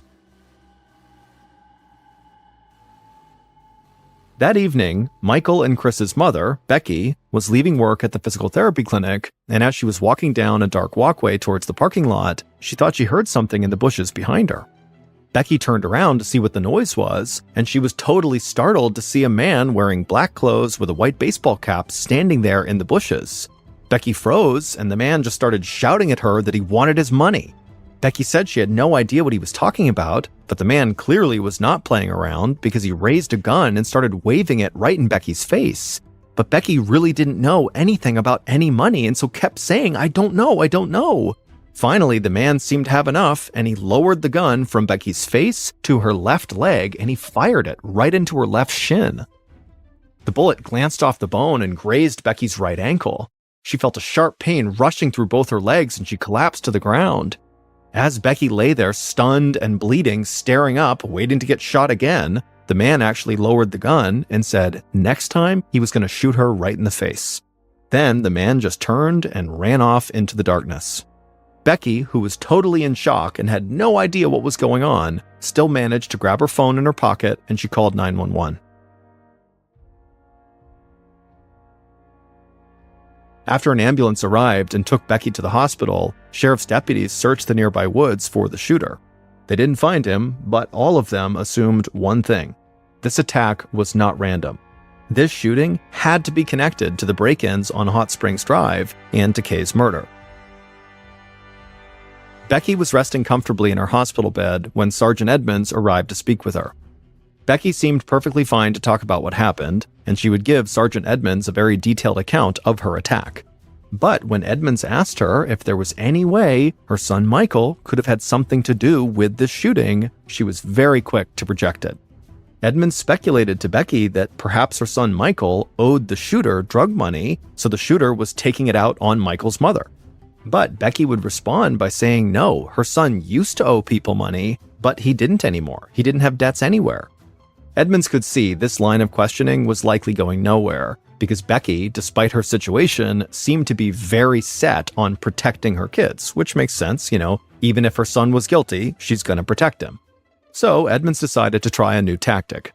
He asked Becky if she had any relationship troubles. Was there anyone in her personal circle who might want to hurt her? Becky didn't answer.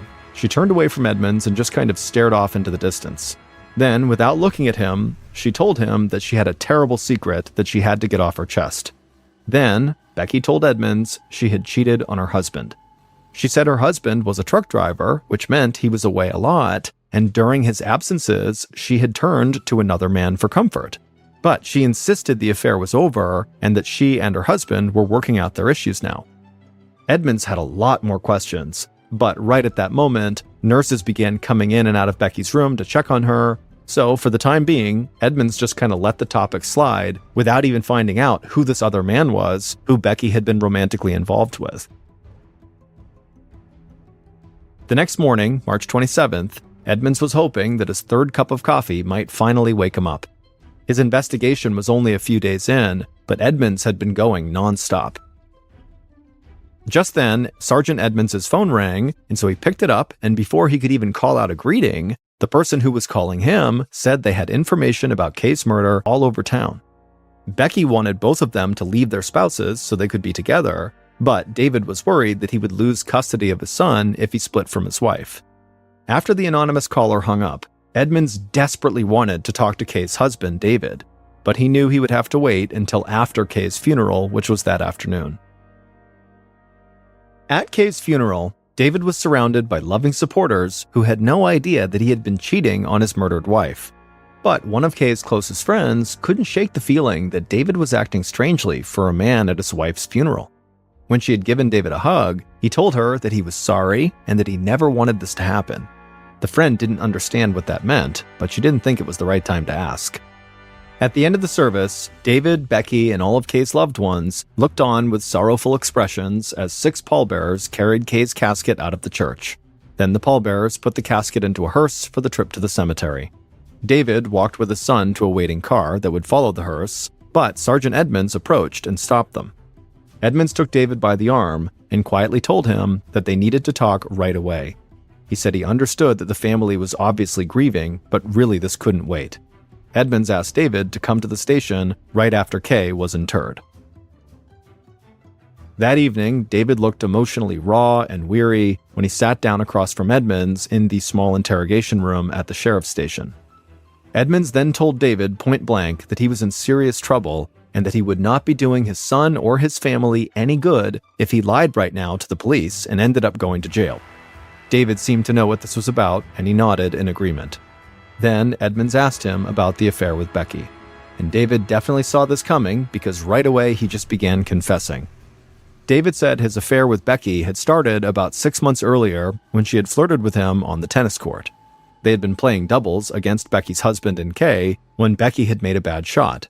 She had leaned in close and said to David that she was playing badly because he was distracting her. Not long after that, the two began meeting at his house, her mother's house, or in their cars like it was some kind of high school romance. David said that he and Becky had pledged their love for each other, but he was just not ready to upset his own marriage. He worried that if he got divorced, Kay would take their son far away from him and prevent him from seeing him. So David and Becky's affair remained secret. But then David said he had broken things off with Becky a month before Kay's murder. David had told Becky they couldn't be together, at least until his 12-year-old son had graduated from college. David said that Becky was devastated, but she had accepted his decision and decided instead to focus on her own relationship with her husband. And Becky really had begun working on that relationship with a bracing dose of honesty. She admitted to her husband that she had been having an affair with their neighbor, David, and her husband did not take it well. He was shocked and furious, and he immediately called Kay to ask if she knew that her husband, David, was having an affair with his wife, Becky. Kay was totally caught off guard and said she absolutely did not know that. After that, David had had no choice but to confess to Kay about the affair and then beg for Kay's forgiveness. And to his surprise, Kay had accepted his apology and said they would work through their crisis together.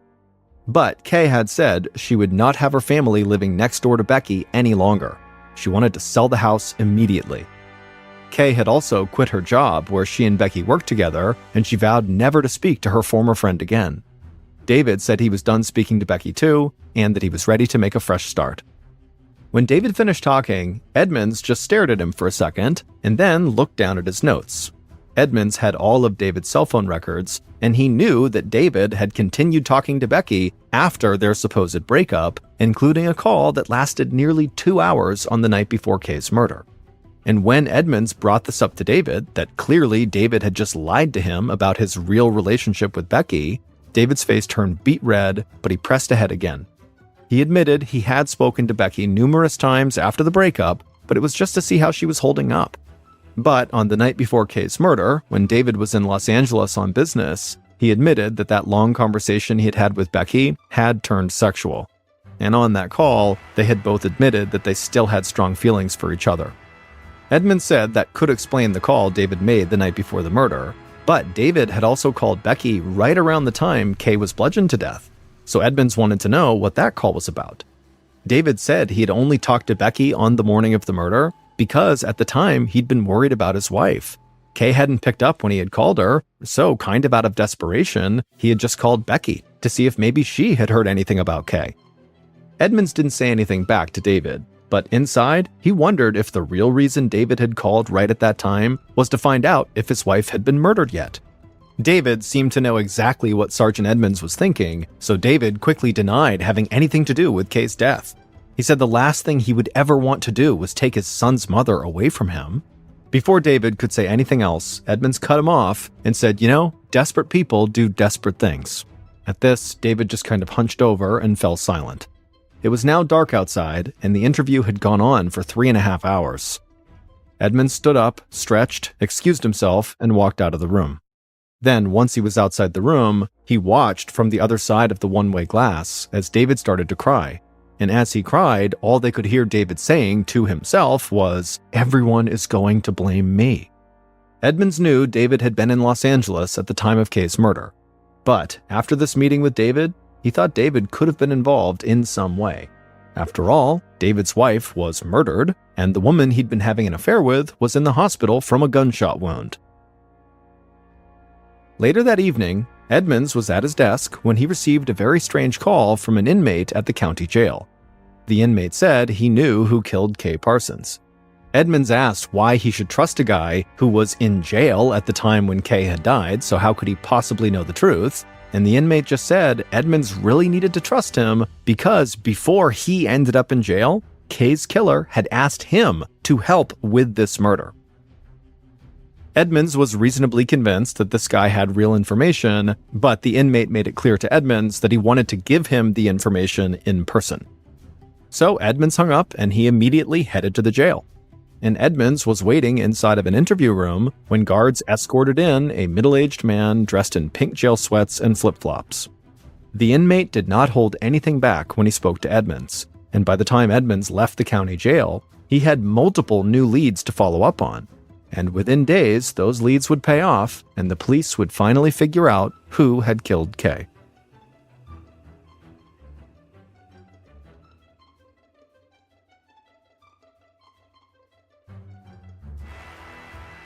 Based on information provided by that inmate, evidence found at the crime scene, and interviews conducted throughout the investigation, here is a reconstruction of what police believe happened to Kay Parsons on the morning of March 25, 2009.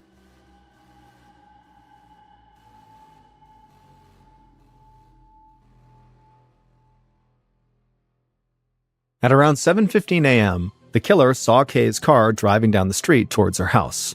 So the killer quickly darted around to the back of Kay's house to those French doors. The killer had a claw hammer in their hand, and so after looking around to make sure nobody could see them, they raised that hammer and then smashed in one of the glass panes on the French doors. Then the killer reached in through the opening, unlocked the door, and stepped inside of Kay's kitchen. Now, at the same time this was happening, Kay actually was entering the home through the front door. And so the killer figured Kay must have heard the glass shattering. So the killer just kind of clutched their hammer tight and waited to see what Kay would do. A few seconds later, Kay walked into the kitchen to see what was going on, and she saw a person standing there carrying a hammer, and so naturally she began to scream. Before Kay could turn and run, though, the killer leapt at her and swung the hammer wildly. Kay immediately threw her arms up to protect her head and her face, but the killer just kept beating her arms with the hammer over and over again until she lowered them, at which point the killer began smashing Kay in the head and the torso, and blood began spraying everywhere. Kay stumbled backwards out of the kitchen, barely conscious, but somehow she managed to turn and actually run away from her killer.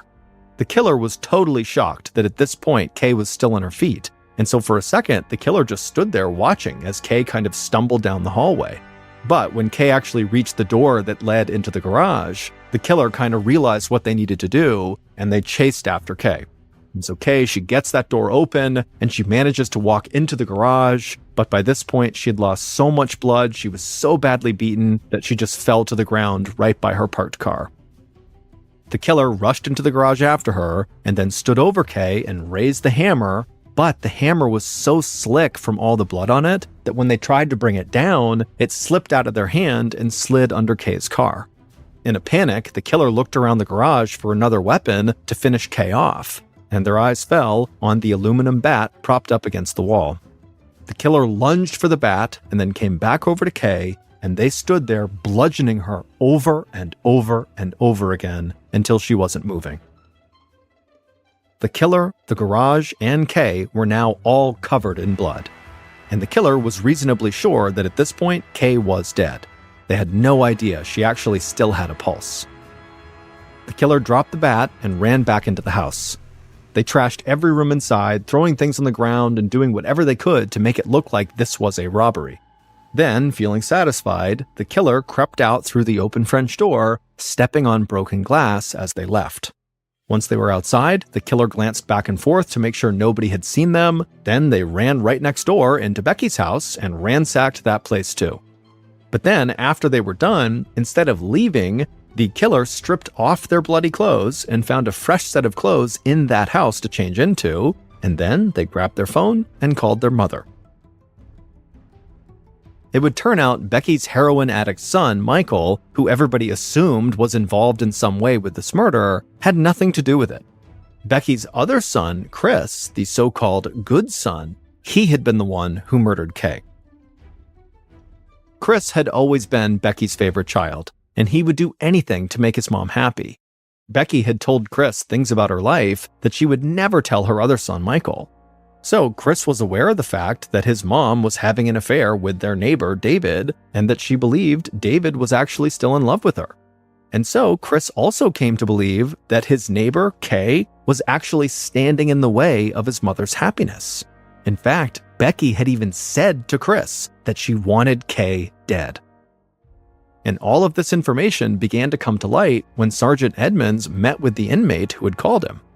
It turned out the inmate was Becky's own brother, and he told Sergeant Edmonds that Becky had asked him if he knew anyone who could kill Kay and make it look like an accident. At first, he had thought she was joking, but after Becky kept pressing him, he knew she was serious. So when he learned that Kay really had been killed, he was sure his sister had something to do with it. And so that's why he reached out to Sergeant Edmonds. Now, after hearing this from the inmate, Edmonds still believed that Michael had to be involved, that maybe Becky had asked him to carry out the murder.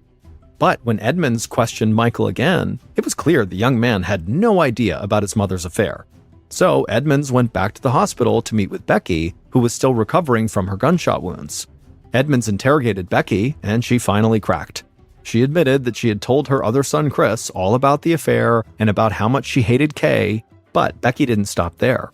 She told Edmonds that she had asked Chris to confront Kay on her behalf on the morning of the murder, but she said she didn't think her son would do anything violent. But after Chris had just killed Kay and then came back to his own house and staged another break-in and changed out of his bloody clothes, he had called his mother and told her he had just murdered Kay. She had driven to the house, picked Chris up, and gone with him to dispose of his bloody clothes, and then when they came back to the house, because her other son Michael had called her saying, "Oh my goodness, our house has been broken into," when she and Chris came back, all the police were there, and she would tell the police right away that she and Chris had been working at the clinic all that morning. And then after that, Becky and Chris had staged the shooting outside of Becky's work. Chris was the shooter who had leapt out of the bushes. Becky hoped this shooting would remove suspicion from her and her family and allow Chris to get away with Kay's murder. Even after admitting all of that, Becky still insisted that she had nothing to do with Kay's death. She told Edmonds that she had just totally messed up when she had given her son, Chris, the impression that she really wanted him to go do something horrible to Kay. But police and prosecutors did not believe that Becky was as innocent as she let on, and so both she and her son Chris were arrested. In the end, Becky and Chris pleaded guilty to the murder of Kay Parsons in order to avoid the death penalty.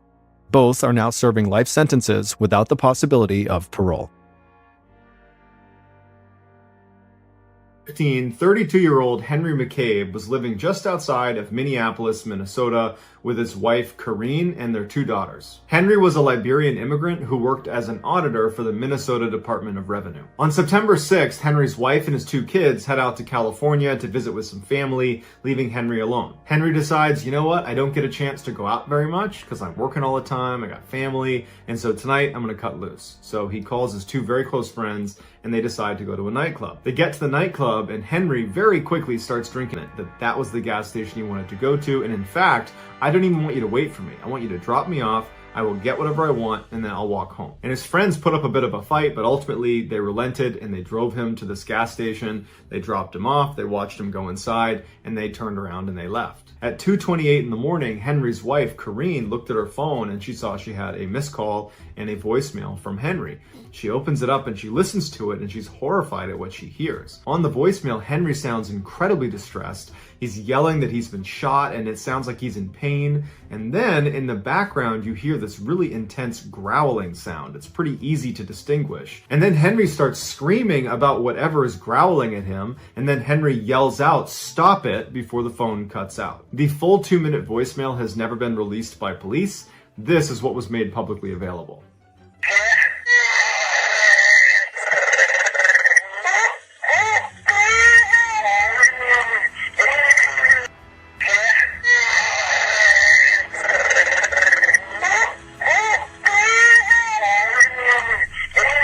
Right after Corrine listens to this voicemail, she tries calling Henry, and it goes straight to voicemail. So she tries calling Henry's brother. She can't get in touch with him, so she calls the police. So the police go out looking for Henry. They go to his house. He's not there. And then they track down the 2 friends he was with, who immediately tell them, hey, we dropped him off at this gas station. We know it's a little bit strange that he wanted to go here, but he was insistent, and so that's where we dropped him off. So the police look around the gas station. They talk to the attendant. They talk to some people that were there, and no one knows where Henry is. So at this point, the police pull Henry's phone records, and they can see he placed a call to his wife at about 2:23 in the morning, but they can't determine where he was when he placed this call. The assumption is he was at the gas station. Then just a few minutes later, he places another call to his brother, and his brother would report to police that all Henry was doing on the call was just sobbing. And again, with that phone call, the police were not able to pinpoint where Henry was when he made the call. And following that call to his brother, he turned his phone off. Several hours later, his phone would turn back on and it would ping about 4 miles away from this gas station, and then his phone would turn off again. And the police are thinking, you know what, it's a grown man. He went out drinking with his friends. He's bound to sober up and turn up at some point. Let's just wait this one out. But Henry didn't turn up, and days turned into weeks, turned into months, and no one's heard from Henry. No one has any idea where he is. On November 2nd, so 2 months after Henry goes missing, his body is found in a lake up near the area where his cell phone had last pinged. This area is a very difficult area to access. There's no public access to this lake, and the lake sits in a very heavily forested area. Even though Henry had told his wife on the voicemail that he had been shot, and it sounds like he's being attacked on the voicemail, there were no injuries to his body. And so even though the case was bizarre to everybody involved, they ruled it an accidental drowning. Some say he took his own life because he had recently bounced a check for his rent and he had a bad performance review at work. Others say he was just intoxicated and stumbled into the lake and drowned. But neither of those explanations account for the very obvious growling and strange sounds that we heard on his voicemail. And so to this day, Henry McCabe's death remains a mystery. 911 dispatchers hear a lot of interesting stories coming from the other end of the phone. But one group of dispatchers out of Reno, Nevada may win the award for the creepiest 911 calls ever received. When the details of these calls they got were put online, the internet went crazy. Here is their story. There was this old couple that lived about 20 miles east of Reno, Nevada. In 2010, the husband dies, leaving the wife all alone in this house. Shortly after his passing, she began calling 911 2-3 times a week, requesting things like, can you please put some water on to boil? Hey, can you change the thermostat? It was clear she was showing signs of dementia, and the dispatchers were respectful of her and gently told her that this is 911, you can only call if it's an emergency, and at some point the woman would understand her mistake and she would say sorry and she would hang up. No first responders were ever sent out for these calls because it didn't seem like an emergency, it just seemed like a confused elderly person. But no matter how many times they told her, she kept calling back.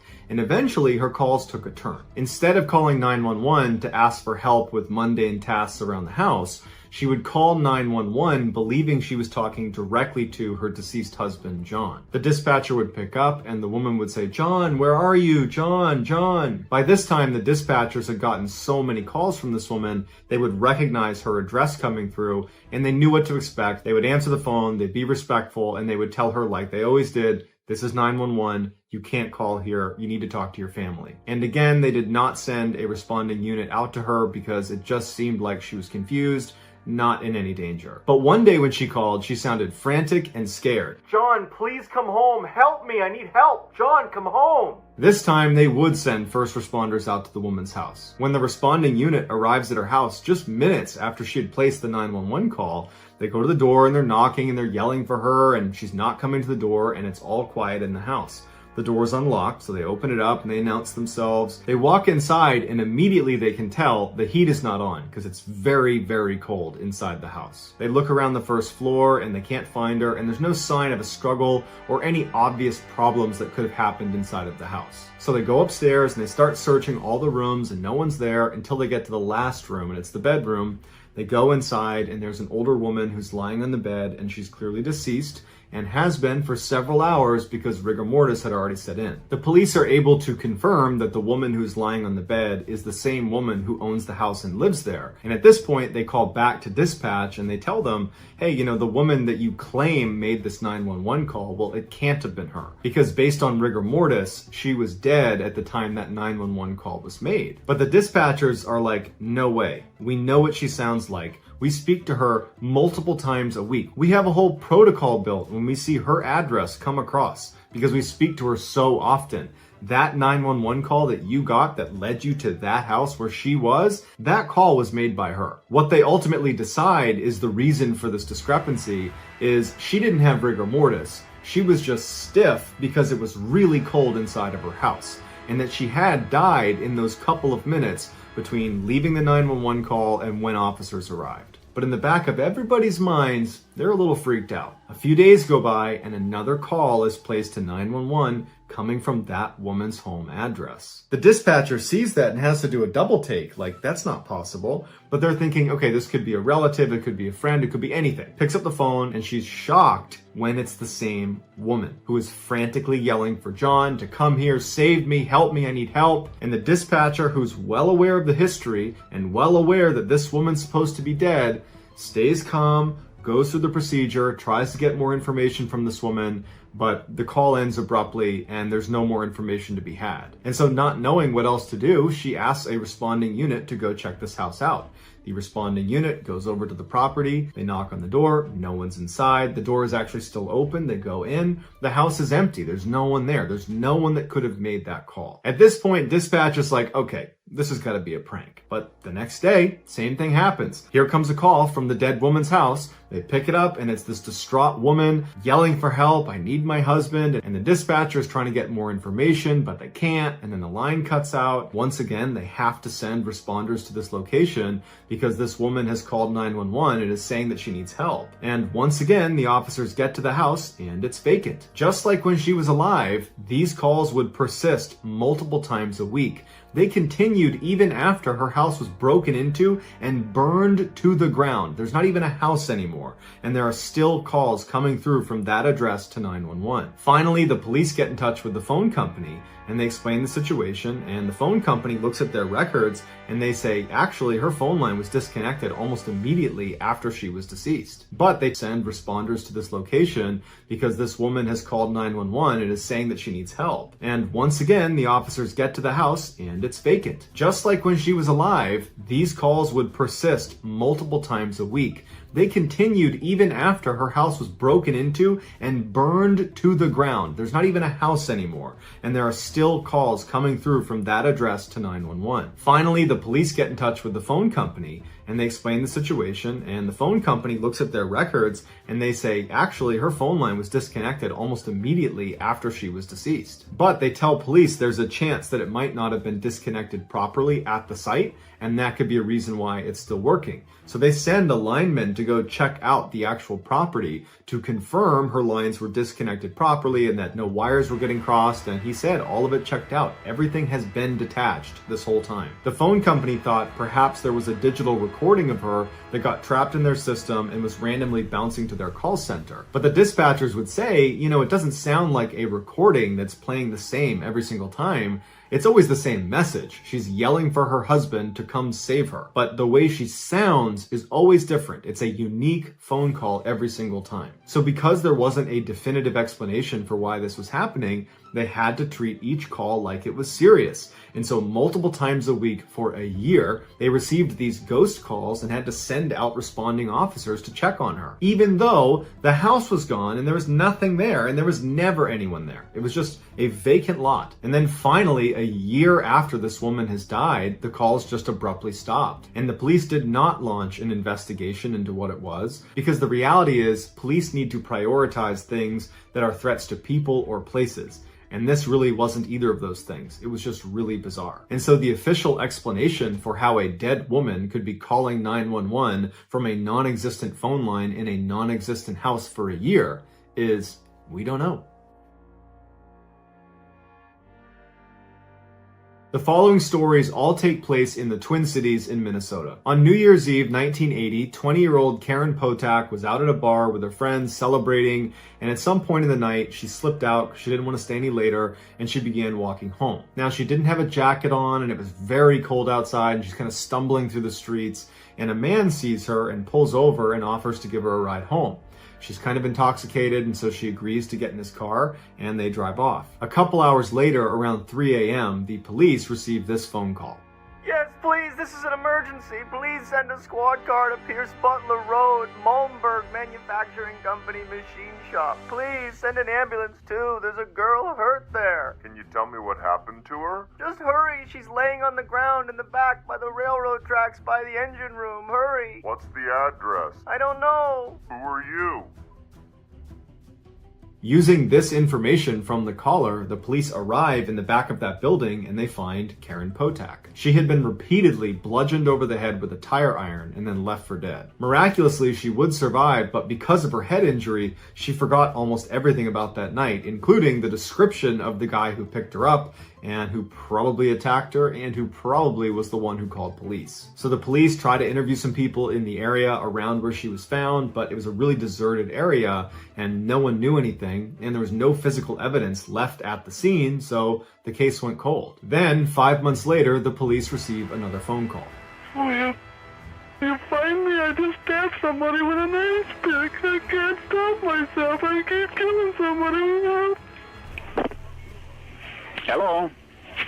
Are you there? At this point, the police were not connecting this call with the call that immediately preceded finding Karen Potak, meaning they did not think that was the same person. And since in this call there were no instructions on where to find this person, they didn't really have anything to go on, so they took note of it, but ultimately kind of disregarded it. But just a few hours later, a group of teenagers were walking through the forest when they found a dead body. The body belonged to 18-year-old Kimberly Compton, who had literally just moved to Minnesota. She graduated high school and decided she wanted to start fresh in Minnesota. She hopped on a bus, she goes to Minnesota, she gets off the bus, she goes into the first restaurant she sees, which is a diner. She sits down by herself, she's eating some food, and a man approaches her and says, "Hey, can I sit down with you?" And so she lets him sit down, and he asks, who are you? What are you doing here? And she says, "Oh, I just moved here." And this guy offers to drive her around town and show her the sights. And she's like, "Great." 15 minutes later, he would kill her with an ice pick. At this point, police are beginning to suspect that this person who keeps calling them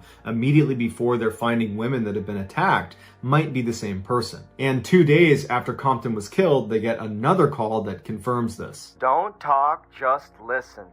I'm sorry what I did to Compton. I couldn't help it. Don't know why I had to stab her. I'm so upset about it. I keep getting drunk every night. I can't believe I did it.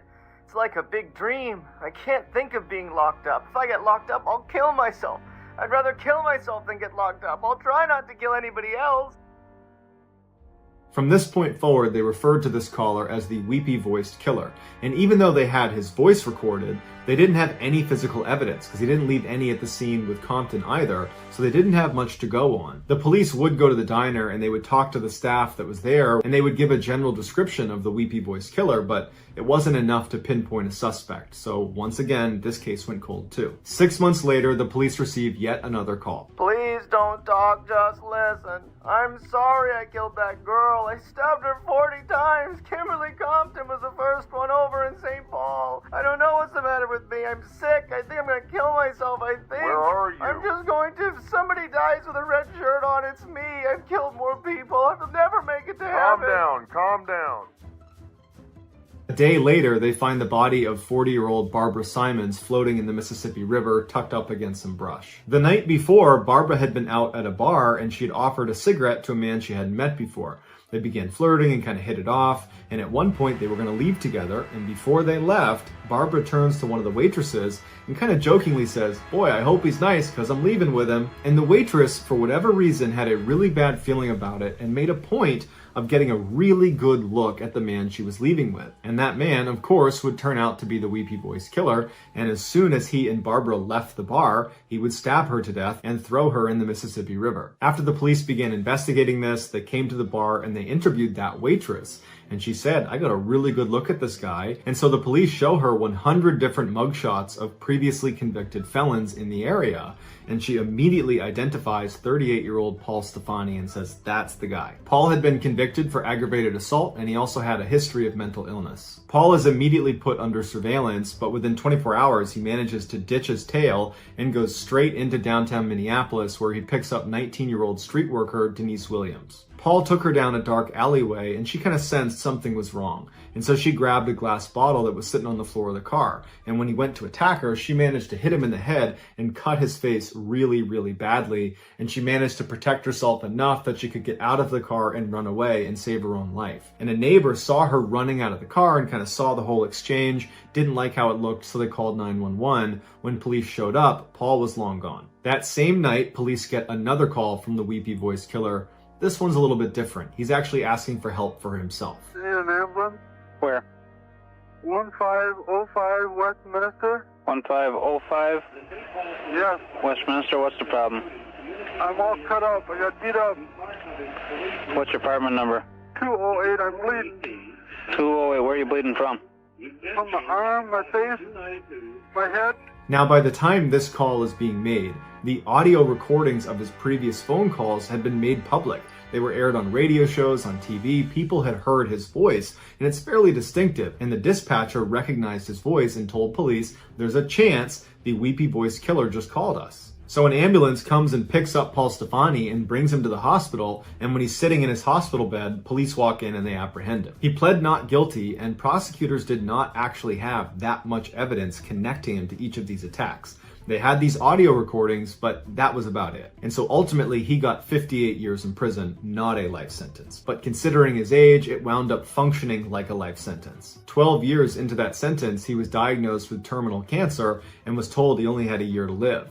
And so it was at this point that he confessed to all of the attacks, including one they didn't know about. He murdered 33-year-old Kathleen Greening in her own home. He just didn't make a phone call to police afterwards. Paul would die shortly after his confessions. So that's going to do it, guys. Let me know in the comments what you thought of these 3 stories, and I will pin the best comment at the top of the comments section. If you enjoyed today's video and you haven't done this already, please invite the like button to your birthday party, but then give them the wrong address. Also, please subscribe to our channel and turn on all notifications so you don't miss any of our weekly uploads. If you want to get in touch with me, you can direct message me on Instagram or on Twitter. My username for both platforms is the same. It's just JohnBallen416.